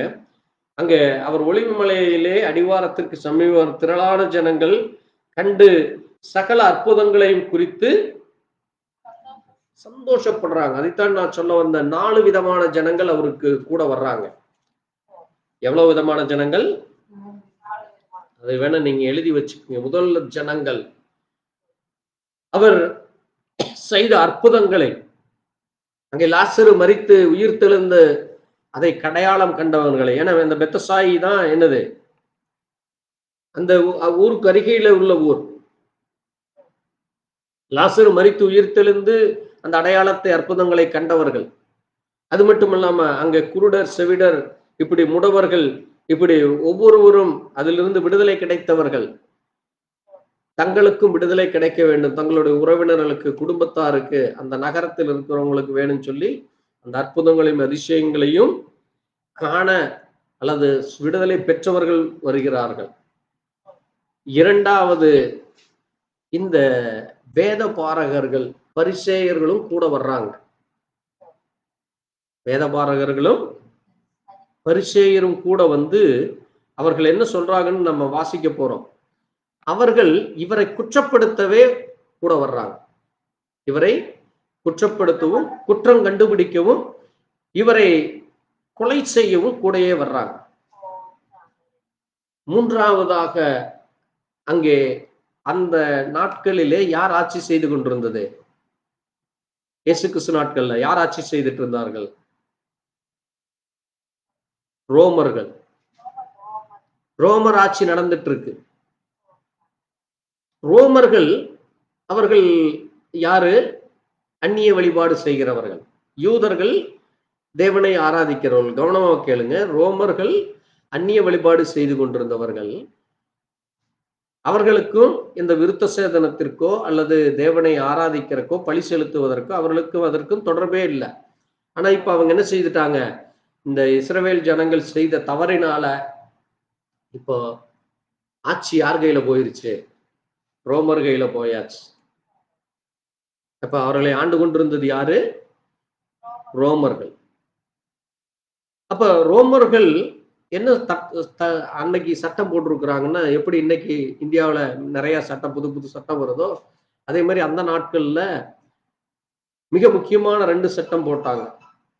ஒன்று, நீங்க யாரு விருத்த சேதனம் பண்ண வேண்டாம், அதெல்லாம் தேவையே இல்லை, அது என்ன வேண்டியதில்லை, தேவையில்லை. இரண்டாவது, நீங்க பன்றிகளை எல்லாம் கூட நீங்க என்ன செய்யலாம், பழி செலுத்தலாம். அதுக்கு இதுக்கு என்ன கிடக்குது? ஆடு மாடு வெட்டுற மாதிரி பன்னி ஒரு மிருகம் தான், அதையும் வெட்டி சாப்பிடலாம். என்னென்ன செய்யக்கூடாதோ அதையெல்லாம் செய்யலாம், எது செய்ய வேண்டும் அதை செய்ய வேண்டாம். இப்படி தடை சட்டம் போட்டு அவர்களை அடிமைப்படுத்தி நெருக்குவதற்கு உட்படுத்துறோம். இதன் மூலமாக என்ன செய்தாங்க? ஜனங்களை நெருக்கடி கொடுக்கிற அந்த கூட்டமும் அங்க இருக்கு. அவர்களும் வர்றாங்க. ஏன்னா ஒரு இடத்துல 5000 பேர் கூடுறப்போ அன்றைக்கு காவலர்கள், அதிகாரிகள், அங்கே படைத்தளபதி, போர் தளபதி இவர்கள் எல்லாம் வருவாங்க. ஏன்னா ஏதாவது பிரச்சனையாச்சுன்னு என்ன செஞ்சிருவாங்க? எல்லாம் ஓடி போய் அந்த அதிபதிகளை கொன்று போடுவாங்கன்னு சொல்லி பயத்தோட கூட வருவாங்க பாதுகாப்புக்கு. அடுத்தது 4வதாக வந்தது, அவரை நேசித்து அவரை பின்பற்றி அவருடைய வார்த்தைகளை கேட்க, அவர் என்ன சொல்லுகிறார், என்ன பேசுகிறார், அவர் என்ன காரியங்களை நமக்கு ஆலோசனை கொடுக்கிறார் என்று கேட்க, இப்படி 4 கூட்டம் ஜனங்கள் வருகிறது. அதனாலதான் அங்க நீங்க வாசிக்கிறப்போ பாருங்க, அவர்கள் என்ன செய்தார்களாமா? அவருடைய அதிசயங்களை, அற்புதங்களை கண்டு சந்தோஷப்பட்டு இவர்கள் சத்தம் போடுறாங்க. என்னது? கர்த்தருடைய நாமத்தினாலே வருகிற ராஜா ஸ்தோத்திரிக்கப்பட்டவர், பரலோகத்திலே சமாதானமும் உன்னதத்திலே மகிமையும் உண்டாவதாக என்று மிகுந்த சத்தத்தோட தேவனை புகழ்ந்தார்கள். பாருங்க, இங்க இப்படி சொல்லி இருக்கு. ஆனா நீங்க ஏன்னா இந்த 4 சுவிசேஷ புஸ்தகத்துல இயேசு கிறிஸ்து அந்த பட்டணத்துல வருகிற பொழுது 4 விதமாக எழுதப்பட்டிருக்கும். நீங்க ஒவ்வொரு அதிகாரத்துல வாசிக்கிறப்போ ஒவ்வொரு விதமா எழுதியிருக்கு. நீங்க மத்தேயு 21ஆம் அதிகாரத்தில் எடுத்தீங்கன்னா அங்க நீங்க பார்த்தீங்கன்னா வாசிங்க, 21:9 வாசிங்க. மத்தேயு 21:9 வாசிப்போம். பின் நடப்பாரும் ஆகிய திரளான ஜனங்கள் தாவீதின் குமாரனுக்கு ஓசன்னா, கர்த்தரின் நாமத்தினாலே வருகிறவர் ஸ்தோத்திரிக்கப்பட்டவர், உன்னதத்திலே ஓசன்னா என்று சொல்லி ஆர்ப்பரித்தார்கள். போதும் பாருங்க, இதுல சொல்லல. லூக்கால நீங்க பார்த்தீங்கன்னா என்ன சொல்றாங்க? கர்த்தருடைய நாமத்திலே வருகிற ராஜா ஸ்தோத்திரிக்கப்பட்டவர், பரலோகத்திலே சமாதானம், உன்னதத்திலே மகிமை உண்டாவதுன்னு தான் மட்டும் சொல்லி இருக்கு. ஆனா இங்க ஒரு காரியத்தை நீங்க கவனித்தீர்கள் என்றால், தாவீதின் குமாரனுக்கு ஓசன்னா. ஓசன்னா என்னது? ஓசன்னா என்றால் இயேசுவே ரட்சியும், தேவனே ரட்சியும், எங்களுக்கு உதவி செய்யும், எங்களை இப்படிப்பட்ட அடிமைத்தனத்தில் இருந்து, அதைத்தான் நான் சொல்ல வந்தேன். எதிலிருந்து அடிமை? ரோமர்கள் ஆண்டு கொண்டிருக்கிறாங்க, ரோமர்கள் அடிமைப்படுத்துறாங்க, அவர்களை நெருக்கி கொண்டிருக்கிறாங்க. அநேக தடை புதுசா சட்டங்களை போட்டு அவங்களை அடக்கி ஒடுக்கி கொண்டிருக்கிறார்கள்.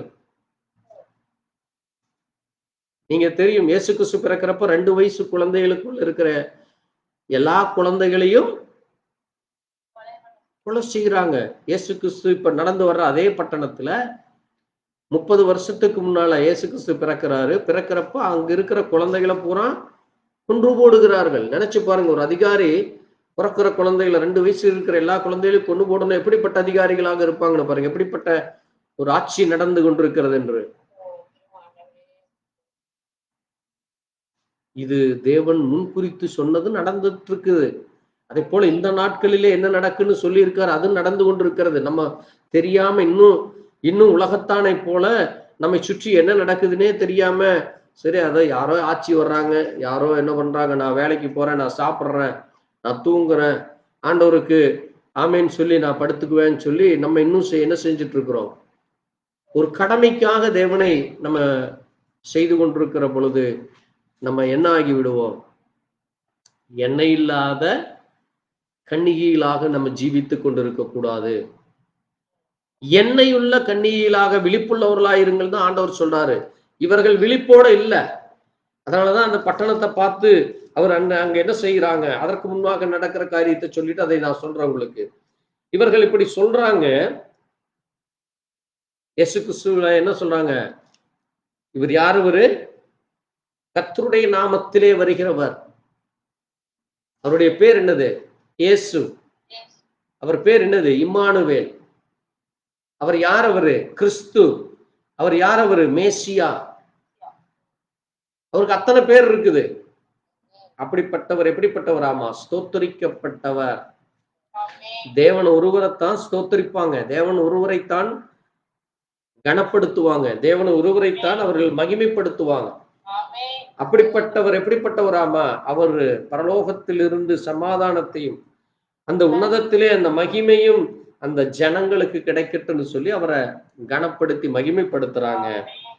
பாருங்க, நான் சொன்ன பாத்தீங்களா, கூட யார் வந்தாங்கன்னு? பரிசேயர் சதுசேயர். இப்ப அவங்க என்ன சொல்றாங்கன்னு பாருங்க. 39 வாசிங்க, லூக்கா 19:39. சிலர் அவரை நோக்கி, போதகரே, உம்முடைய சீஷரை அதட்டும் என்றார்கள். போதும் பாருங்க, ஏன் அதட்டுங்கிறாங்க? ஏன்னா இவர்கள் அவரை ஏற்றுக்கொள்ளல. கவனமா கேளுங்க. பரிசேயர்கள் இயேசு கிறிஸ்துவை ஏற்றுக்கொள்ளலை. ஏன் ஏற்றுக்கொள்ளலைன்னா, இயேசு கிறிஸ்து எங்க பிறப்பாருன்ற அவங்க எதிர்பார்த்தாங்க.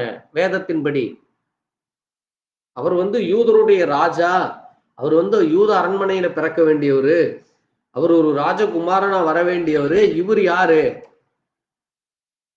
இவர் நசரேலிருந்து வந்திருக்கிறவரு, இவர் ஒரு சாதாரண மனிதர், இவருக்கும் நாங்க எதிர்பார்க்கிற ராஜாவுக்கும் சம்பந்தம் இல்லை என்று சொல்லி அவரை ஏற்றுக்கொள்ளல.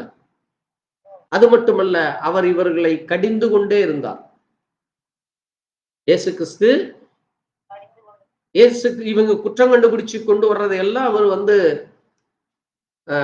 என்ன சொன்னாரு? ஒரு விபச்சார ஸ்திரியை கொண்டு வர்றப்போ இவரை மோசே நியாயப்பிரமாணத்தின்படி கொல்லுன்னு சொல்றப்ப ஆண்டவர் சொல்றார், உங்கள பாவம் இல்லாதவன் முதலாவது கல்லறியட்டுங்கிறார். அப்ப அவங்களுக்கு எல்லாம் அந்த குற்ற உணர்வு வந்தோன்னு போயிட்டாங்க. இப்படி ஒவ்வொரு இடத்திலேயும் அவர்கள் அவமானப்பட்டு போனாங்க. அது மட்டுமல்ல, அவர் என்ன சொன்னாரு? அவர்களை பார்த்து, வெள்ளையடிக்கப்பட்ட கல்லறைகளே, மாய்மாலக்காரரேங்கிறார் அவர்களை பார்த்து. அப்ப நேருக்கு நேர் அவர் சொல்லுவதை கேட்டோம்னா அவங்களுக்கு அவரை குறித்து எரிச்சல், கோபம்.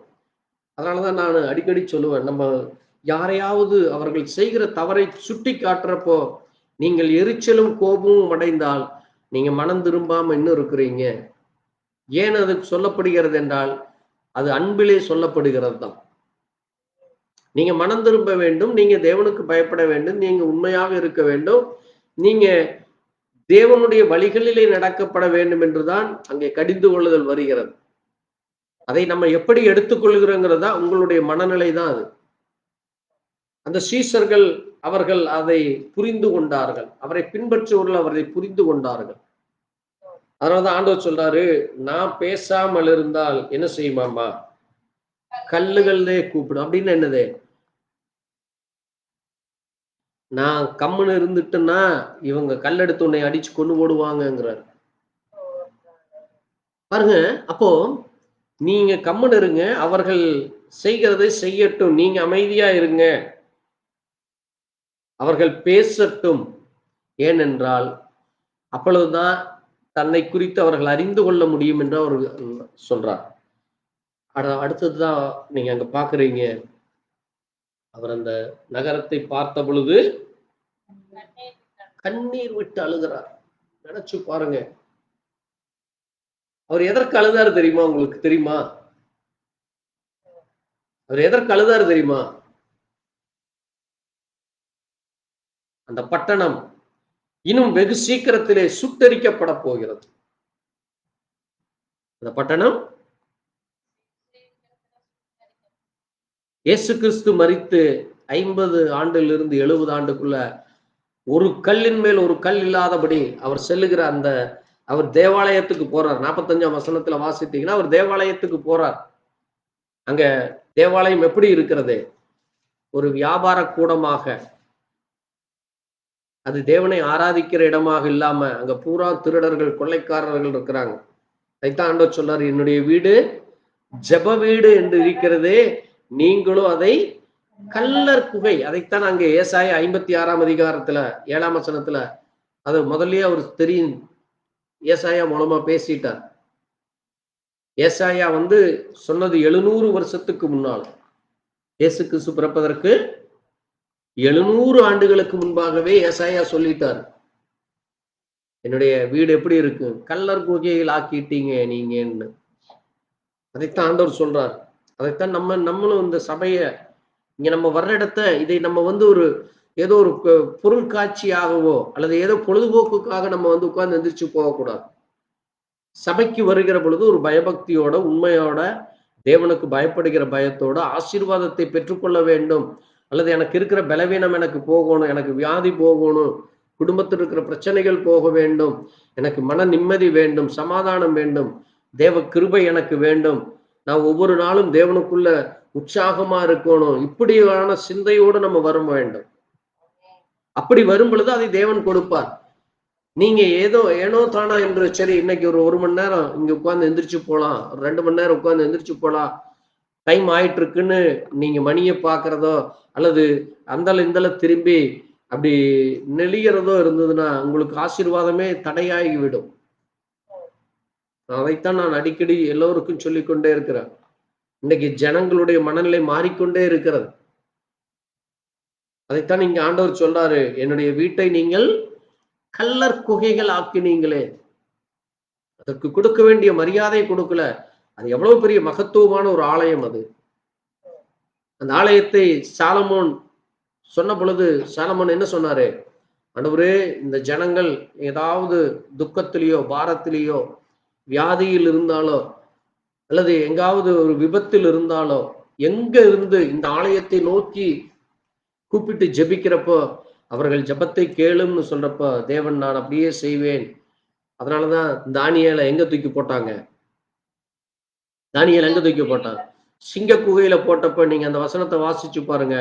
தேவாலயத்தை நோக்கி, அந்த தேவாலயம் எங்க இருக்கோ அந்த டைரக்ஷனை பார்த்து அவர் திரும்பி நின்று பிரேயர் பண்றார்.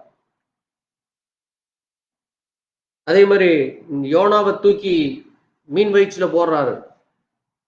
யோனா தேவாலயத்தை அந்த திசையை நோக்கி அவன் ஜெபம் பண்றான். புரியுதா உங்களுக்கு? அப்போ அவ்வளவு மகத்துவமானது அந்த ஆலயம்.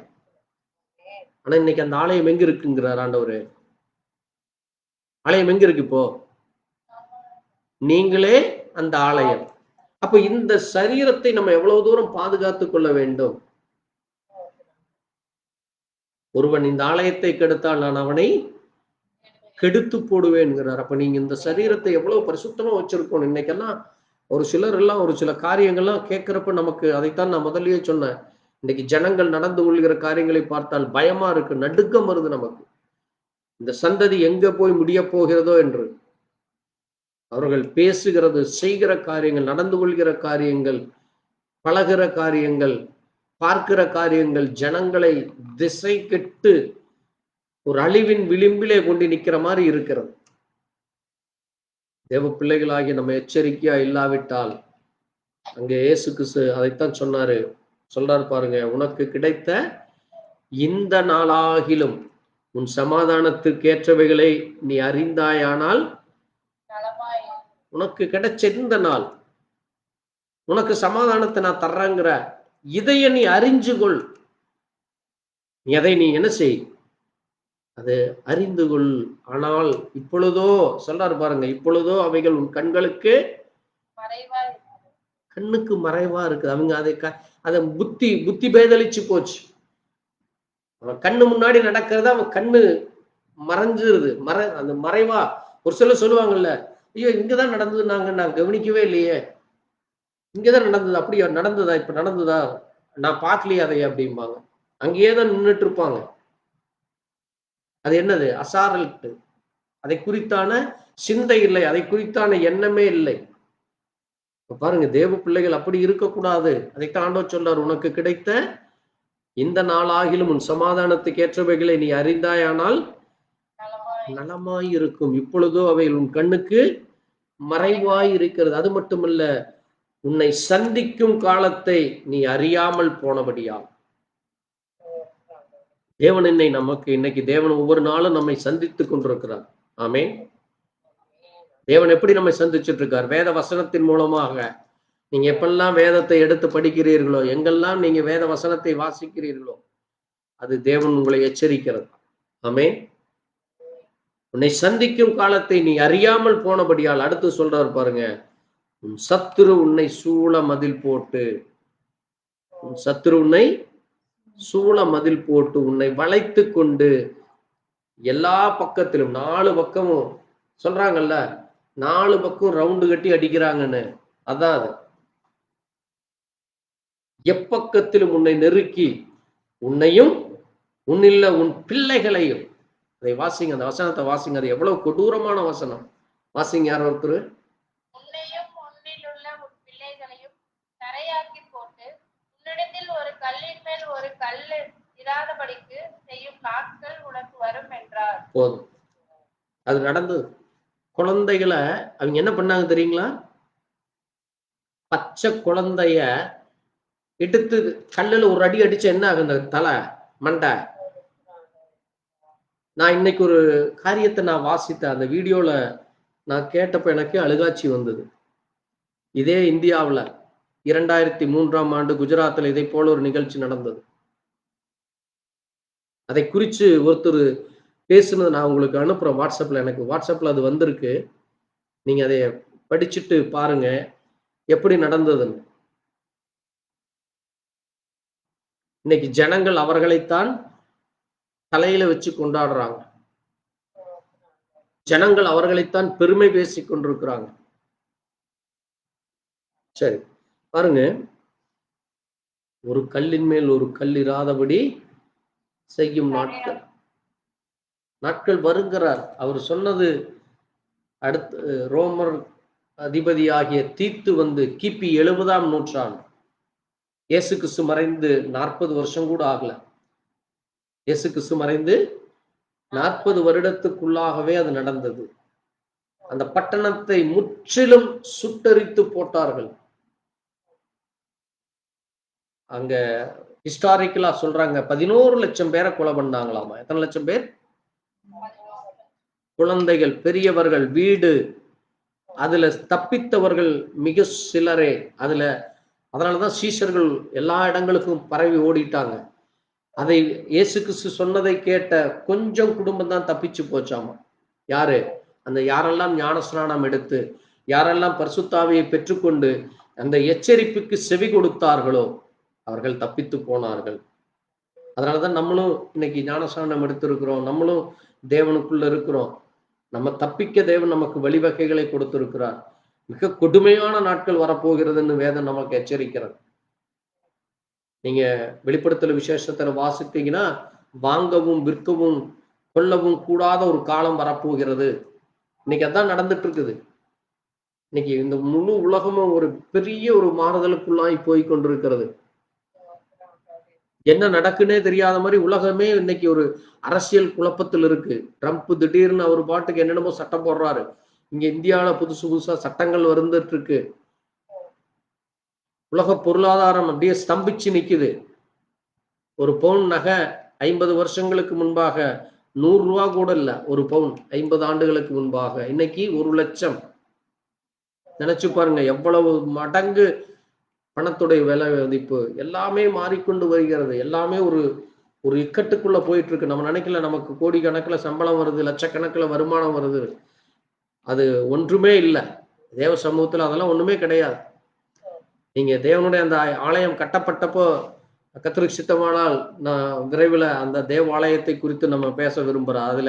அது எப்படி கட்டப்பட்டது, அதுல என்னென்ன வச்சு கட்டினாங்க, அதற்கு நம்முடைய வாழ்க்கைக்கு என்ன பொருத்தம்? அது ஒன்றில்லாதபடி என்ன செய்யப்பட்டதாமா? இடித்து தரமட்டமாக்கப்பட்டதாம். பாருங்க, அதனாலதான் ஆண்டவர் அங்க அந்த ஆலயத்துல போய் துரத்தி விட்டுட்டு அங்கே இருக்கிற, நீங்க அடுத்து 47ஆம் வசனத்துல வாசித்தீங்களா? அவள் நாள்தோறும் தேவாலயத்துல போய் உபதேசம் பண்ணி கொண்டிருக்கிறார். அவருக்கு கிடைச்ச அந்த 2 நாள் 3 நாள்ல தான் அவர் அந்த உபதேசம் பண்றாரு ஜனங்களை பார்த்து. இந்த மாதிரி நடக்க போகுதப்பா, நீங்க எச்சரிக்கையா இருங்க, கவனமா இருங்கன்னு. ஆனா அங்க பாருங்க 47ஆம் வசனத்துல பாருங்க 2 காரியம். அவர் போய் உபதேசம் பண்ணிட்டு இருக்காரு.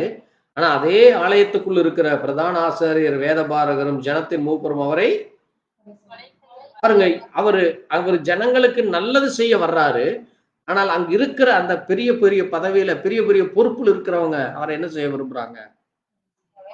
இதுதான் இன்னைக்கு நடந்துட்டு இருக்கு.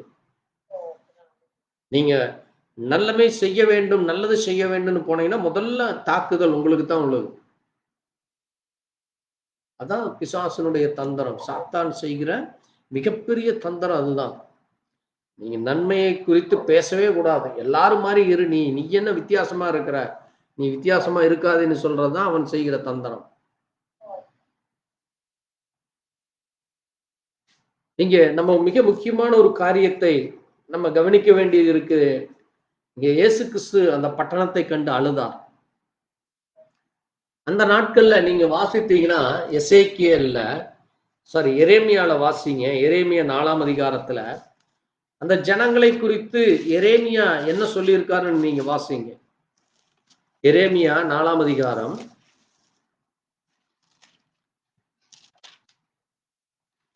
14 வாசிங்க. ஒருத்தர் எரேமியா 6:6 வாசிங்க. ரட்சிக்கப்படும்படிக்கு உன் இருதயத்தை பொல்லாப்பற கழுவு. என்ன மட்டும் அக்கிரம நினைவுகள் உன் உள்ளத்தில் தங்கும். பாருங்க, அந்த பட்டணத்தை பார்த்து அந்த தீர்க்கதரிசி சொல்றாரு. 13ஆம் வசனத்தை சொல்றாரு, மேகங்களை போல எழும்பி வருகிறான், அவனுடைய ரதங்கள் பெருங்காற்றை போல் இருக்கிறது, அவன் குதிரைகள் கழுகுகளிலும் வேகமாய் இருக்கிறது. நமக்கு ஐயோ, பாழாக்கப்படுகிறோமே. அந்த பட்டணத்தை பார்த்து சொல்றாரு. அவன் எப்படி வர்றானாமா? குதிரைகள் எப்படி வருதாமா? கழுகுகளை விட ஸ்பீடா வருதாமா. கழுகு சுமார் 100 to 150 கிலோமீட்டர் ஸ்பீடுல போகும். கழுகு தான் இருக்கிறதுல மிக வேகமாக பறக்கிறது. குதிரைகள்லாம் 60-70 கிலோமீட்டர் 80 கிலோமீட்டர் தான் போகும். ஆனா இங்க வர்ற அந்த குதிரைகள் எப்படி வருதாமா? கழுகுகளை விட வேகமா வருகிறதாமா. அப்ப சொல்றாரு, ஐயோ நமக்கு, நம்ம பாழாக்கப்படுகிறோம் அப்படின்னு சொல்லி அந்த பட்டணத்தை பார்த்து சொல்றார். இன்னைக்கு இதை அப்படியே நம்ம இந்தியாவை பார்த்து நம்ம சொல்லலாம். ரட்சிக்கப்படும்படி உன் இருதயத்தை பொல்லாப்பற கழுவு. நம்ம ஒவ்வொருவருக்கும் இது பொருந்துகிற வார்த்தை. நம்முடைய இருதயத்தை நமக்குள்ள இருக்கிற எல்லாவற்றையும் நம்ம கழுவ வேண்டும். தேவனுக்கு பயப்படுகிற பயம் வேண்டும். அடுத்து சொல்றாரு பாருங்க, எந்த மட்டும் அக்கிரம நினைவுகள் உன் உள்ளத்திலே தங்கி இருக்கும். அக்கிரமமான விஷயங்கள், அருவருப்பான விஷயங்கள், தேவனுக்கு பிரியமில்லாத காரியங்கள் அது உள்ளத்துல தங்கி கொண்டிருக்கிறதாமா. அதை நீ என்ன செய்ய வேண்டுமாமா? அதை கழுவி போட வேண்டும். தேவ சமூகத்தில் ஒப்பு கொடுக்கிறப்போ மனிதனால முடியாது, தேவன் தான் அதை செய்ய முடியும். எந்த ஒரு மனிதனோ, அல்லது நீங்க எங்க போய் குளிச்செஞ்சிருச்சு அல்லது எத்தனை காணிக்கை கொடுத்தாலும் சரி, அல்லது எத்தனை பணம் கொடுத்தாலும் சரி, தேவனுக்கு அதெல்லாம் ஒன்றுமே இல்லை. காணிக்கையினாலேயோ தசம பாகத்தினாலேயோ தேவன் உங்களை கழுவ மாட்டார். நீங்க முழங்கால் படியிட்டு அறிக்கை செய்து அதை விட்டு விடுகிற பொழுது, அறிக்கை செய்து விட்டு விடுங்குது வேதம். அப்பத்தான் நான் உன்னை கழுவுவேன், அப்பத்தான் நான் உன்னை சுத்திகரிப்பேன்ங்கிறார். தன் பாவங்களை மறைக்கிறவன் வாழ்வடைய மாட்டான், அவைகளை அறிக்கை செய்து விட்டு விடுகிறவன் இரக்கம் பெறுவான். ஆமென். வாசிங்க 6ஆம் அதிகாரம் 6ஆம் வசனம். பாருங்க, சேனைகளுடைய கர்த்தர் சொல்லுகிறது என்பது வாசிக்கலாம். பாருங்க, மரங்களை வெட்டி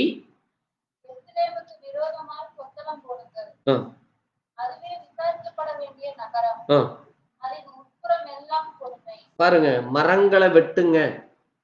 மரம் என்பது என்னது? மரம் மனிதனை குறிக்கிறது. அப்ப அக்கிரமக்காரர்கள் அநியாயக்காரர்களின் தேவன் என்ன செய்கிறார்? அழித்து போட போகிறார். ஏன்னா இந்த தேசம் முழுவதும் அது அதுலதான் கொத்தளம் போட்டிருக்குது. பூரா அக்கிரமத்தில் அநியாயத்தில் அருவருப்பிலும் தேசம் இருக்கிறது. அது விசாரிக்கப்பட வேண்டும். அது முப்புறம் எல்லாம் எப்படி இருக்கிறதாமா?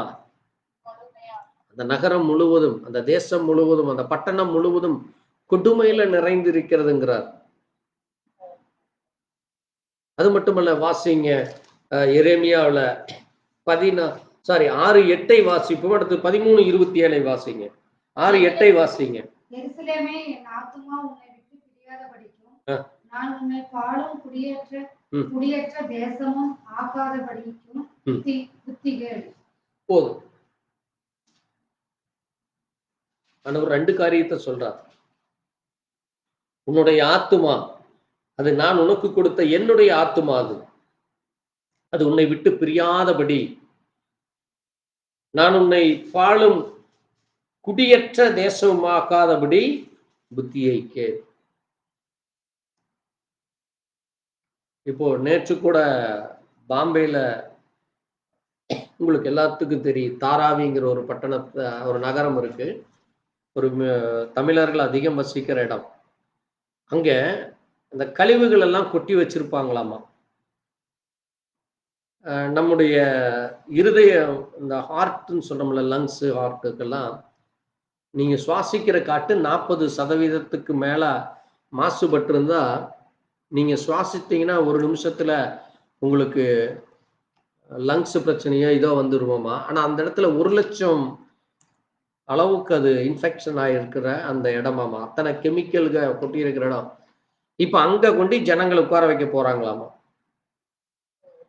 அப்படி செய்யக்கூடாதுன்னு சொல்லி அங்க எல்லாம் போராட்டம் பண்ணி ஒரு பெரிய பிரச்சனை நடக்குது அங்கேன்னு நேற்று செய்தியில வாசித்தேன். பாருங்க, எங்க ஜனங்கள் இருக்க வேணுமோ அங்க இருக்கிறத காலி பண்ண வச்சு அவங்கள கொண்டு போய் பிசினஸுக்காக, ஒரு பெரிய ஒரு காரியத்துக்காக அவனுக்கு செய்யறக்கு அப்படின்னு சொல்றாங்கன்னு சொல்லி இன்னைக்கு அந்த காரியம் சொல்லப்பட்டு கொண்டிருக்கிறது. அதுதான் இது. உன்னை நான் என்ன செய்யக்கூடாது? பாலும் குடியற்ற தேசமும் ஆக்காதபடி புத்தியை கேள்.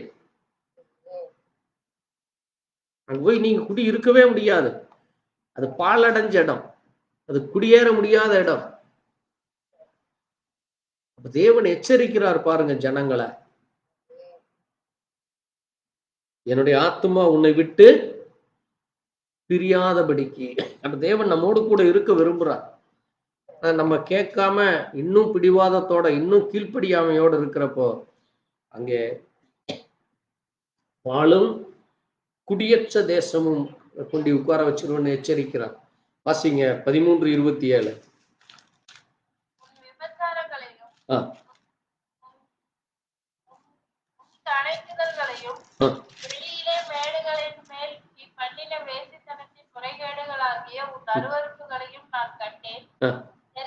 உனக்கு ஐயோ, சுத்திகரிக்கப்பட மாட்டாயா? இது இன்னும் எத்தனை காலத்துக்கு பின் நடக்கும் என்கிறார். பாருங்க, தேசத்திலே இன்றைக்கு காணப்படுகிற அசுத்தங்கள், அருவருப்புகள், விபச்சாரங்கள், வேசித்தனங்கள், முறைகேடுகள், இதை நான் கண்டேன்கிறார். அன்றைக்கே எருசலேமில் அவ்வளவு அப்படி நிறைஞ்சிருக்குதாமா எருசலேம் பட்டணம். அதான் இன்னைக்கும், இன்னைக்கு முழு உலகமும் இப்படி நிறைந்து கொண்டிருக்கிறது. விபச்சாரங்களினாலும், வேசித்தனத்தினாலும், முறைகேடுகளினாலும், அருவருப்பினாலும். அதை நான் காண்கிறேன் அப்படின்னு சொல்லிட்டு அவர் என்ன சொல்றாரு? எருசலேமே உனக்கு ஐயோ, நீ சுத்திகரிக்க மாட்டாயா? உன்னை நீ சுத்திகரித்துக்கொள். நீ பாவத்துல விழுந்துட்ட, சரி, அதுல இருந்து மறுபடியும் எந்திரிச்சு வெளியில வா. இனி அந்த பாவம் செய்யாதே, நான் உன்னை மன்னிக்கிறேன். நீ என்னிடத்துல வா, உனக்கு என்னுடைய ரத்தத்திலே கழுவி உனக்கு நான் சுத்திகரித்து நான் உன்னை என் மகனாக மகளாக வைத்துக் கொள்கிறேன், நீ வா என்று கூப்பிட்டா. இல்ல, எனக்கு இதுதான் இன்பம், எனக்கு இதுதான் சந்தோஷம், எனக்கு இது போதும் என்று சொல்லி அதிலேயே கிடந்து புழுவாய் நாரி போகிறது, சாக்கடை போல கிடக்கிறது. அதான் இன்றைக்கு நடந்து கொண்டிருக்கிறது ஜனங்கள் விரும்புகிற காரியம். இதெல்லாம் கண்களுக்கு மறைக்கப்பட்டிருக்குங்கிறார். அது உன் கண்ணுக்கு மறைக்கப்பட்டிருக்கு. அது உணர்வில்லாமல் இருக்கிறேன் எச்சரிக்கிறார். பாருங்க, இது எல்லாம் இயேசு கிறிஸ்து வருவதற்கு முன்பாகவே நடந்து கொண்டிருக்கிறது. அவர் வரும் பொழுதும் அதேதான் தொடர்ந்து நடந்தது. ஏன் அந்த எருசலேம் இடிக்கப்பட்டது? இயேசு சொன்னார்ல, சீக்கிரம் நடக்க போகுது, அந்த பட்டணத்தை பார்த்து அழுகிறார்ல. அவர் வர்றதுக்கு முன்னாடி அந்த 700 ஆண்டுகள் 1000 ஆண்டுகளாக அந்த அருவருப்பும் அக்கிரமத்தில் அது மிகுதியாய் காணப்பட்டது. இப்ப இன்னைக்கு கிறிஸ்தவ மார்க்கம் இந்தியாவில் 2000 வருஷமா எல்லா இடங்கள்லயும் சொல்லிட்டு இருக்கிறாங்க, மனம் திரும்புங்க, தேவனுக்கு பிரியமில்லாத காரியங்களை செய்யாதீங்கன்னு சொல்லி. இந்த 2000 ஆண்டுகளாக கிறிஸ்தவ மார்க்கம் ஜனங்களை எச்சரித்துக் கொண்டிருக்கிறது. தேவனுடைய வார்த்தை எச்சரித்துக் கொண்டிருக்கிறது. இன்னைக்கு எத்தனை ஜனங்கள் இன்னைக்கு கிறிஸ்தவத்தை என்ன சொல்றாங்க? சிறுபான்மை, ரொட்டிக்கும் பண்ணுக்கும் மதம் மாறினவனுங்க, பணத்துக்காக மனதம் மாறினவனுங்க, இப்படி கேவலப்படுத்தி ஜனங்களை சத்தியத்தை அறியாதபடி குருட்டாட்டமும் அங்கே தேவனை குறித்தான அங்கே எதிர்த்து நிற்கிறவர்களாகத்தான் இன்றைக்கு காணப்படுகிறாங்க. சிறுபான்மைங்கிற ஒரு லிஸ்ட்ல கொண்டு இன்னைக்கு உட்கார வச்சுட்டாங்க தேவ பிள்ளைகளை. எவ்வளவு பெரிய ராஜாவின் பிள்ளைகள் நம்ம, வானத்தையும் பூமியையும் படைத்த சர்வ வல்லமை உள்ள தேவனுடைய பிள்ளைகள் நாம். இந்த பூமியை நம்ம ஆளப்போகிறோம். இந்த பூமியை தேவன் ஒரு நாள் என்ன செய்ய போகிறார்? முழுசும் சுட்டெரித்து முழுவதுமாய் நம்முடைய கண்ட்ரோல்ல கொடுக்க போகிறார். நீங்க அதுக்கு ரெடியா இருக்கிறதுக்கு தான் தேவன் உங்களை அழைக்கிறார். அதுக்கு நீங்க தயாராக இருக்கணும். நீங்க அதுக்கு உண்மையா இருக்கணும், உத்தமமா இருக்கணும். ஏன்னா அவர் சொன்னது ஒவ்வொன்றும் நிறைவேறி கொண்டு வருகிறது. இன்றைக்கும் அவர் சொல்லிக் கொண்டிருக்கிறது நம்ம கண்ணு முன்னாடி பார்க்கிறோம். அதான் மத்தேயு 24 சொன்னார். என்ன சொன்னாரு? நான் வருவதற்கு முன்பாக என்ன உண்டாகும்? பஞ்சங்களும் பசிகளும் கொள்ளை நோட்களும் பூமி அதிர்ச்சிகளும். இப்படி அவர் அந்த லிஸ்ட் போட்டது எல்லாமே இன்னைக்கு நம்ம கண்ணு முன்னாடி நடக்குது. 2 நாளைக்கு முன்னால ஒரு பெரிய ஒரு பட்டணத்துல இந்த நம்ம சொல்றாங்களே இன்னைக்கு எல்லாம் பாம்பே, டெல்லியில எல்லாம் ஹப்பு பப்புன்னு எல்லாம் சொல்லுவாங்க. அப்படியே பிளாட்டோட இறங்கி 300 பேர் எவ்வளவோ பேர் ஆகும் அப்படியே மறிச்சுட்டாங்க. என்னது? அருவருப்பு. குடிப்பழக்கத்துல ஆணும் பெண்ணும் அங்க என்ன செய்வாங்கன்னே தெரியாம அவ்வளவு தூரம் அருவருப்பு. அங்க அப்படியே ஒரே அடி 300 பேர் அதே ஸ்பாட்ல அவுட். அது என்னது? அருவருப்பு, அக்கிரமங்கள் எல்லாம். பணம் வந்ததுனால அவர்கள் செய்கிற அசுத்தமான கிரியைகள். அது பாருங்க, அதுதான் தேவன் முறைகேடுகள்ங்கிறார். நீ பண்ணின வேசித்தனங்களும் முறைகேடுகளும் அருவருப்புகளையும் நான் கண்டேன்.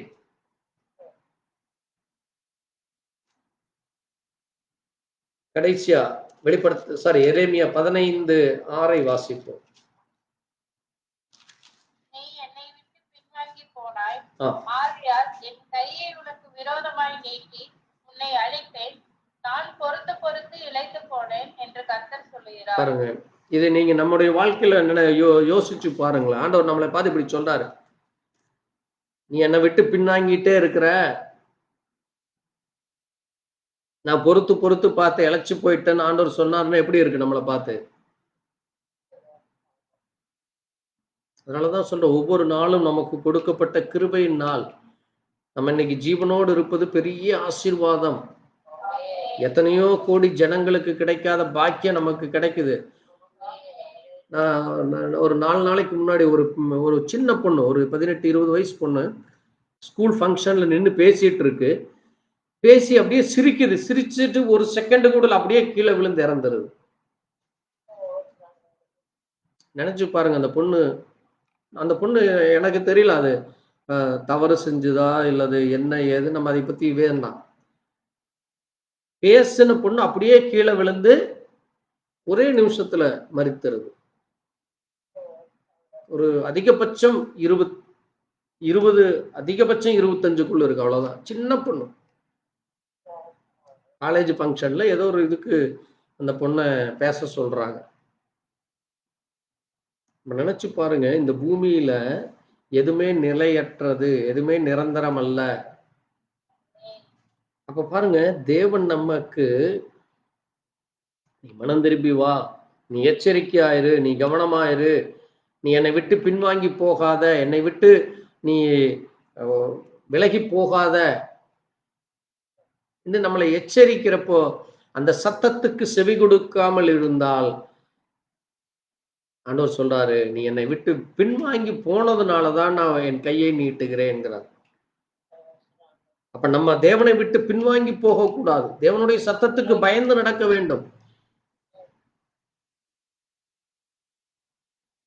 இந்த உலகத்திலேயே மற்ற எந்த மதத்திலும் அல்லது மற்ற எந்த மார்க்கத்திலும் சொல்லாத ஒரே ஒரு காரியம் தேவன் நமக்கு சொல்லுகிறது என்ன என்றால், நீங்க தேவனுக்கு பயந்து நடக்கிறப்ப, தேவனுக்கு உண்மையாய் இருக்கிறப்ப 1000 தலைமுறை மட்டும் உங்களை இரக்கம் பாராட்டுவேன். மற்றதுல எல்லாம் அப்படி இல்லை. நீங்க எந்த மார்க்கத்துல வேணா போய் படிச்சு பாருங்க. இந்த உலக இன்னைக்கு இந்தியாவுல நீங்க எடுத்தீங்கன்னா புத்த மதம் இருக்கு, முஸ்லிம்ஸ் இருக்கு, ஜெயினர்கள் இருக்கிறார்கள், கான்ஃபியூசியஸ் இருக்கிறாங்க, இது மகாவீர் இருக்கிறாங்க, இன்னும் எத்தனையோ இருக்கு. சுமார் 10க்கும் மேற்பட்ட வழிகள் இருக்கிறது. அவைகளில் எதுலையுமே அடுத்தது நீங்க என்ன ஆவீங்கன்னு எதுவுமே இல்லை. ஆனால் நம்முடைய வேதம் ஒன்று மட்டும்தான், உங்களுக்கு நித்திய ஜீவன் உண்டு. ஆமென். நான் தான் உனக்கு நித்திய ஜீவனை கொடுக்கிறேன். நீ இங்க சரியா இருந்தீனா நீ எங்கிட்ட வர்றப்ப நான் அதை உன்னை அப்படியே மறுரூபப்படுத்தி உன்னை என் கூட வச்சுக்குவேங்கிறார். ஆமென். நம்மை மறுரூபப்படுத்த தேவன் தயாரா இருக்கிறாரு. நம்மை அவரோடு கூட வைத்துக்கொள்ள அவர் விரும்புறார்.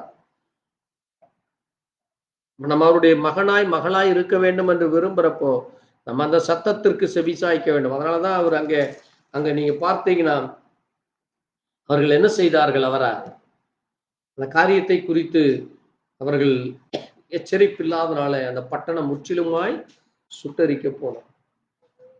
அதே ஆண்டவர் மரித்து உயிர்த்தெழுந்து திரும்ப இந்த பூமிக்கு வருகிறார். ஆமென். அதை நீங்க வாசித்தீங்கன்னா வாசிக்கலாம். வெளிப்படுத்தின விசேஷம் 7:9 வாசித்து நம்ம முடிப்போம். அவர் மறுபடியும் திரும்பி வர்றப்ப அங்கே அதே போல ஒரு பாடல் பாடப்படுகிறது. வாசிங்க.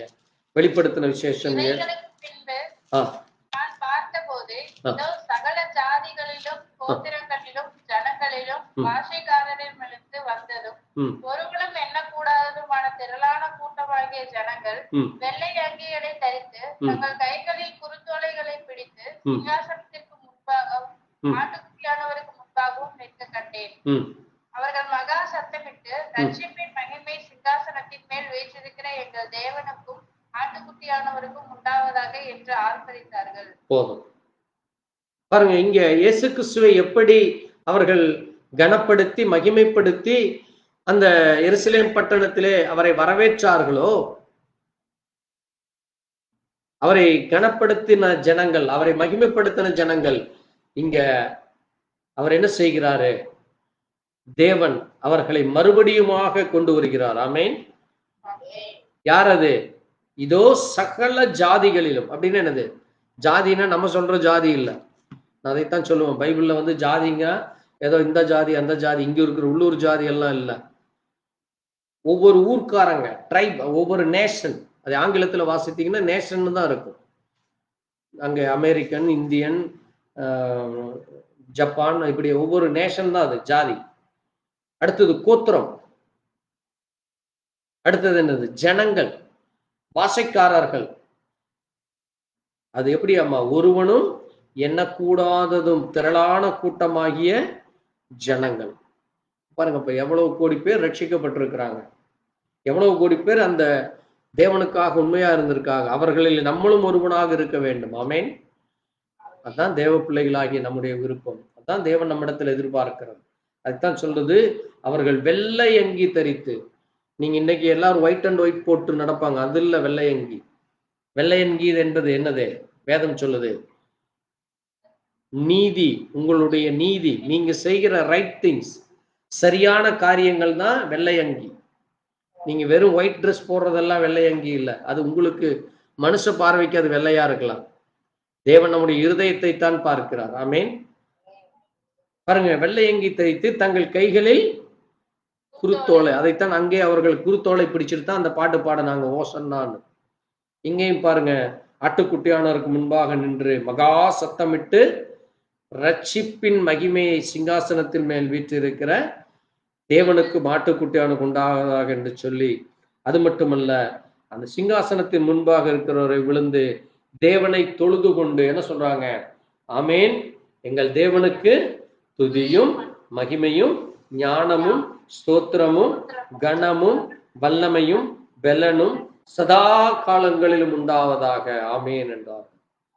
அதனாலதான் நம்ம ஒவ்வொரு தடவையும் ஆமேன் என்கிறோம். ஆமேன் என்றால் என்ன? அப்படியே ஆகட்டும். பாருங்க, தொடங்குறப்ப எப்படி தொழுது கொள்றாங்களாமா? ஆமேன் எங்கள் தேவனுக்கு.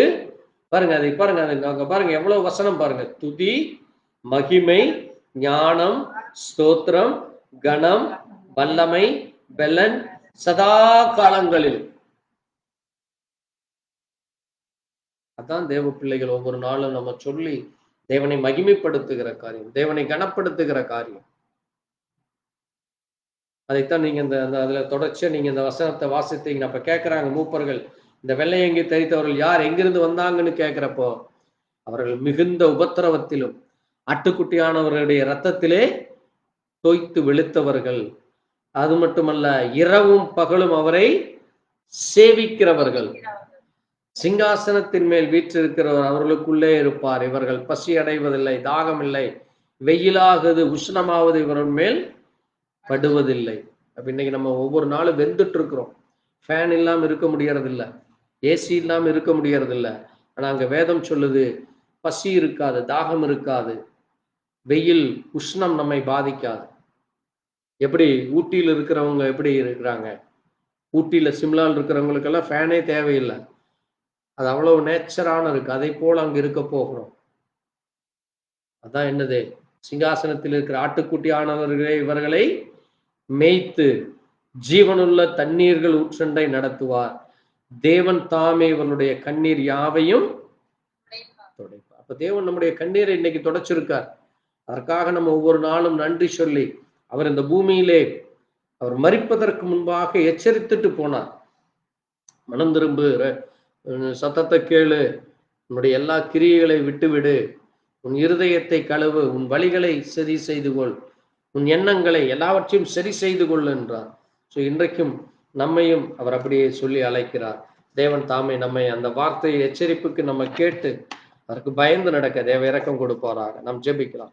எங்களை நேசிக்கிற எங்கள் நல்ல ஆண்டவரே, வானத்தையும் பூமியும் படைத்த சர்வ வல்லமை உள்ள தேவனே, கர்த்தராகிய இயேசு கிறிஸ்துவின் அருமையான நேரத்திலே ஆண்டவரே, நீர் எங்களுக்கு செய்த எல்லா நன்மை கிருபை இரக்கத்திற்காய் துதிக்கிறோம் அப்பா. ஒரு விஷயம் கூட உடைய சத்தத்தை கேட்க, அந்த எச்சரிப்பின் சத்தத்தை கேட்டு ஆண்டவரே, அன்றைக்கு நீர் எருசலேமை நோக்கி கண்ணீர் வடித்தீரப்பா. இன்றைக்காவது உனக்கு கொடுக்கப்பட்ட இந்த நாளை குறித்து நீ எச்சரிக்கையாயிரு, கவனமாயிரு, அதை குறித்து நீ சிந்தித்து யோசித்து பார் என்று நீர் அவர்களை எச்சரித்தீரப்பா. ஆனால் அது அவர்கள் கண்களுக்கு மறைவாய் இருந்தது என்று பார்க்கிறோமப்பா. ஒரு சிறு கூட்டத்திற்கு அந்த உணர்வு கிடைத்ததப்பா, அவர்கள் மனம் திரும்பி தப்பித்து போனார்களப்பா. ஆனால் பெருங்கூட்டம் ஜனங்கள் அந்த எச்சரிப்பை கேட்காதபடி அவரை சிலுவையில் அறையும் என்று சொல்லி அவரை கொன்று போடும்படியாய் அங்கே துடித்து கொண்டிருந்தார்களப்பா. அப்படி யாரெல்லாம் செய்து அவரை கல்லெறியும்படியாக, அவரை கொலை செய்யும்படியாய் அதற்கு கூட நின்றார்களோ அந்த 10 லட்சம் ஜனங்களும் மரித்து போனார்களப்பா. அது எவ்வளவு பெரிய எச்சரிக்கையாக இருக்கிறது ஆண்டவரே. இன்றைக்கும் கண்டாவே எங்களுக்கு சுற்றி நடக்கிற காரியங்களை நாங்கள் பார்க்கிற பொழுது ஏசப்பா, அது ஒரு எச்சரிக்கையாக இருக்கிறது.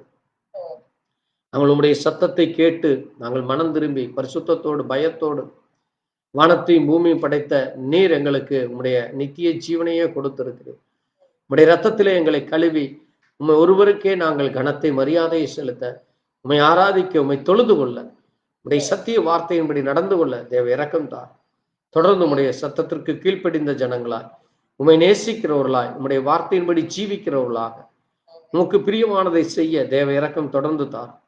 நீரே பொறுப்பெடுத்துக் கொள்ளும், ஆசீர்வதி எல்லாவற்றையும் இயேசு கிறிஸ்துவின் பரிசுத்த நாமத்திலே ஆமென். ஒரு பாடல் பாடி காணிக்கை வேளை கர்த்தர் தாமே மகிமைப்படுவாராக. நமது பாடலை பாடி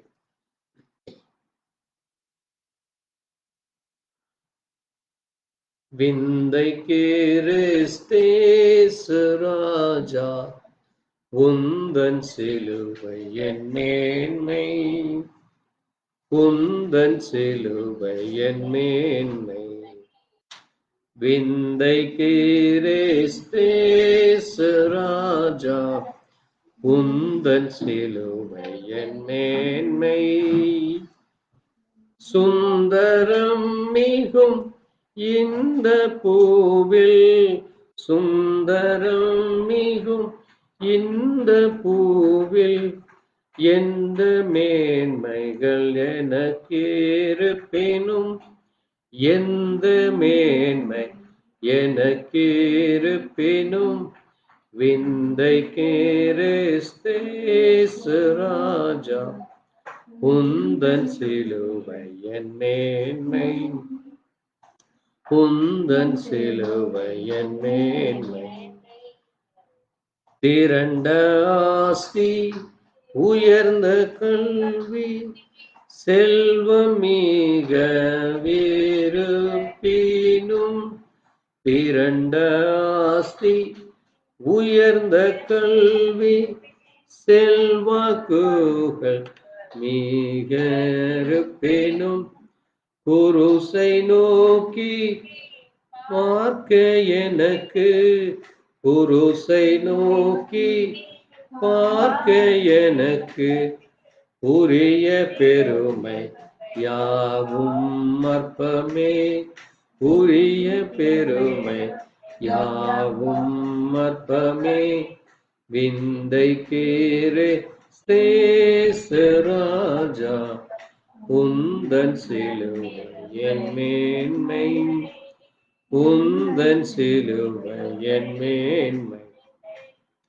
இந்த விந்தை அன்பு கீடாய் என்ன காணிக்கை ஈண்டிடுவேன், இந்த விந்தை அன்பு கீடாய் என்ன காணிக்கை ஈண்டிடு, எந்த நரும் போரிடாகும் என்னை முற்றிலும் உமக்களிக்கிறேன், என்னை முற்றிலும் உமக்களிக்கிறேன்.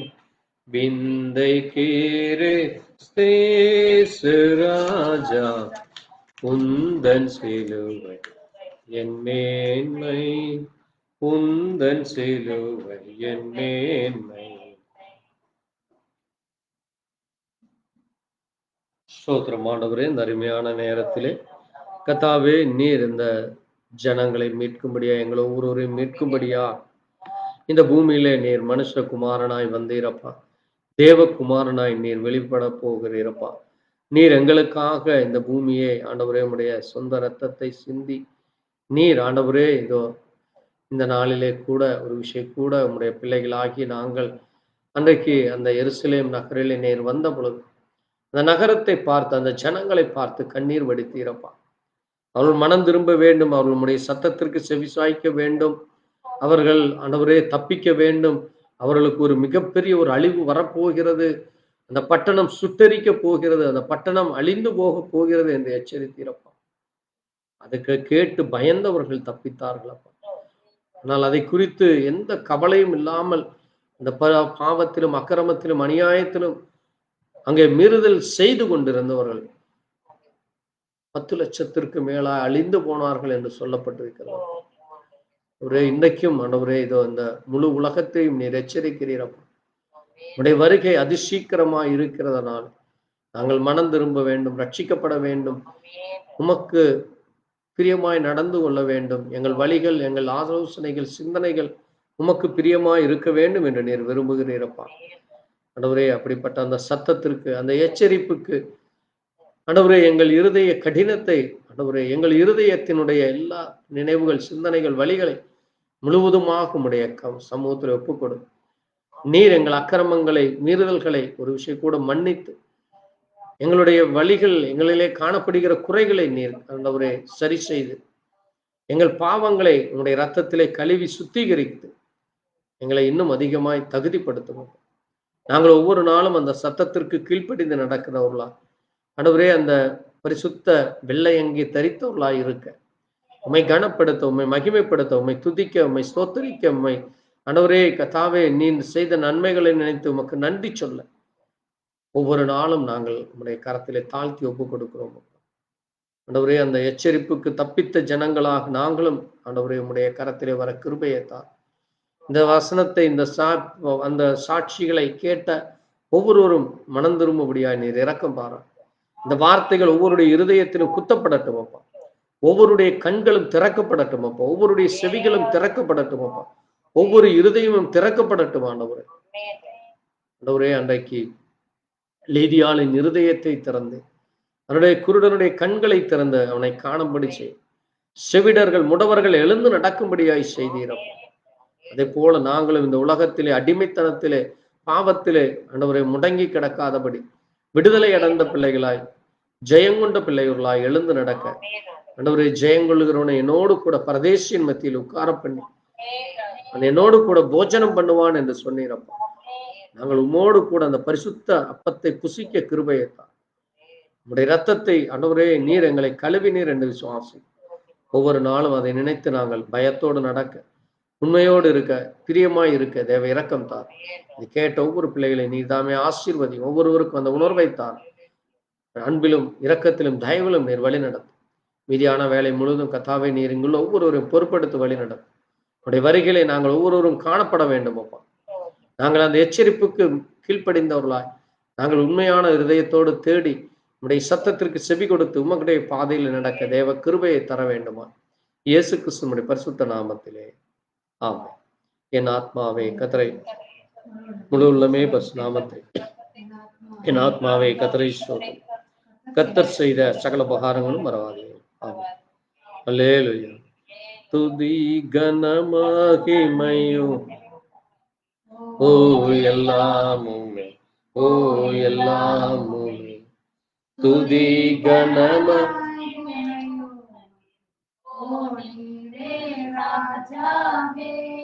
அல்லேலூயா. ஸ்தோத்ரம் ஸ்தோத்ரம் ஸ்தோத்ரம் மிக ஸ்தோத்ரம் ஸ்தோத்ரம் நீரே ராஜாவே. அல்லேலூயா. துதி கனமகிமையும் ஓ எல்லாமுமே, ஓ எல்லாமுமே, துதி கனமகிமையோ ஓ நீரே ராஜாவே. அல்லேலூயா. நம் ஆண்டவராகிய இயேசு கிறிஸ்துவினுடைய கிருபையும் தேவனுடைய அன்பு பரிசுத்த ஐக்கியம் நேற்றும் இன்றும் என்றும் சதா காலங்களில் நம் அனைவரோடு கூட இருப்பது. ஆம். அல்லேலூயா. கர்த்தருக்கு ஸ்தோத்திரம். கர்த்தர் தாம் எங்கள் ஒவ்வொருவரையும் ஆசீர்வதிப்பார். கர்த்தருக்கு சித்தமானால் வருகிற வெள்ளிக்கிழமை புனித வெள்ளி நாம் ஆராதிக்க நாம் ஆயத்தப்படுவோம். அதுபோல வியாழக்கிழமை தொடர்ந்து ஜெப சிந்தையிலே ஒவ்வொரு நாளும் ஜெபத்திலே கலந்து கொள்ள கர்த்தர் தாம் எங்களை ஆயத்தப்படுத்துவாராக. ஆமென். அல்லேலூயா. கர்த்தருக்கு ஸ்தோத்திரம். கர்த்தருக்கு ஸ்தோத்திரம். பிரைஸ் எல்லாம் ஸ்தோத்திரம்.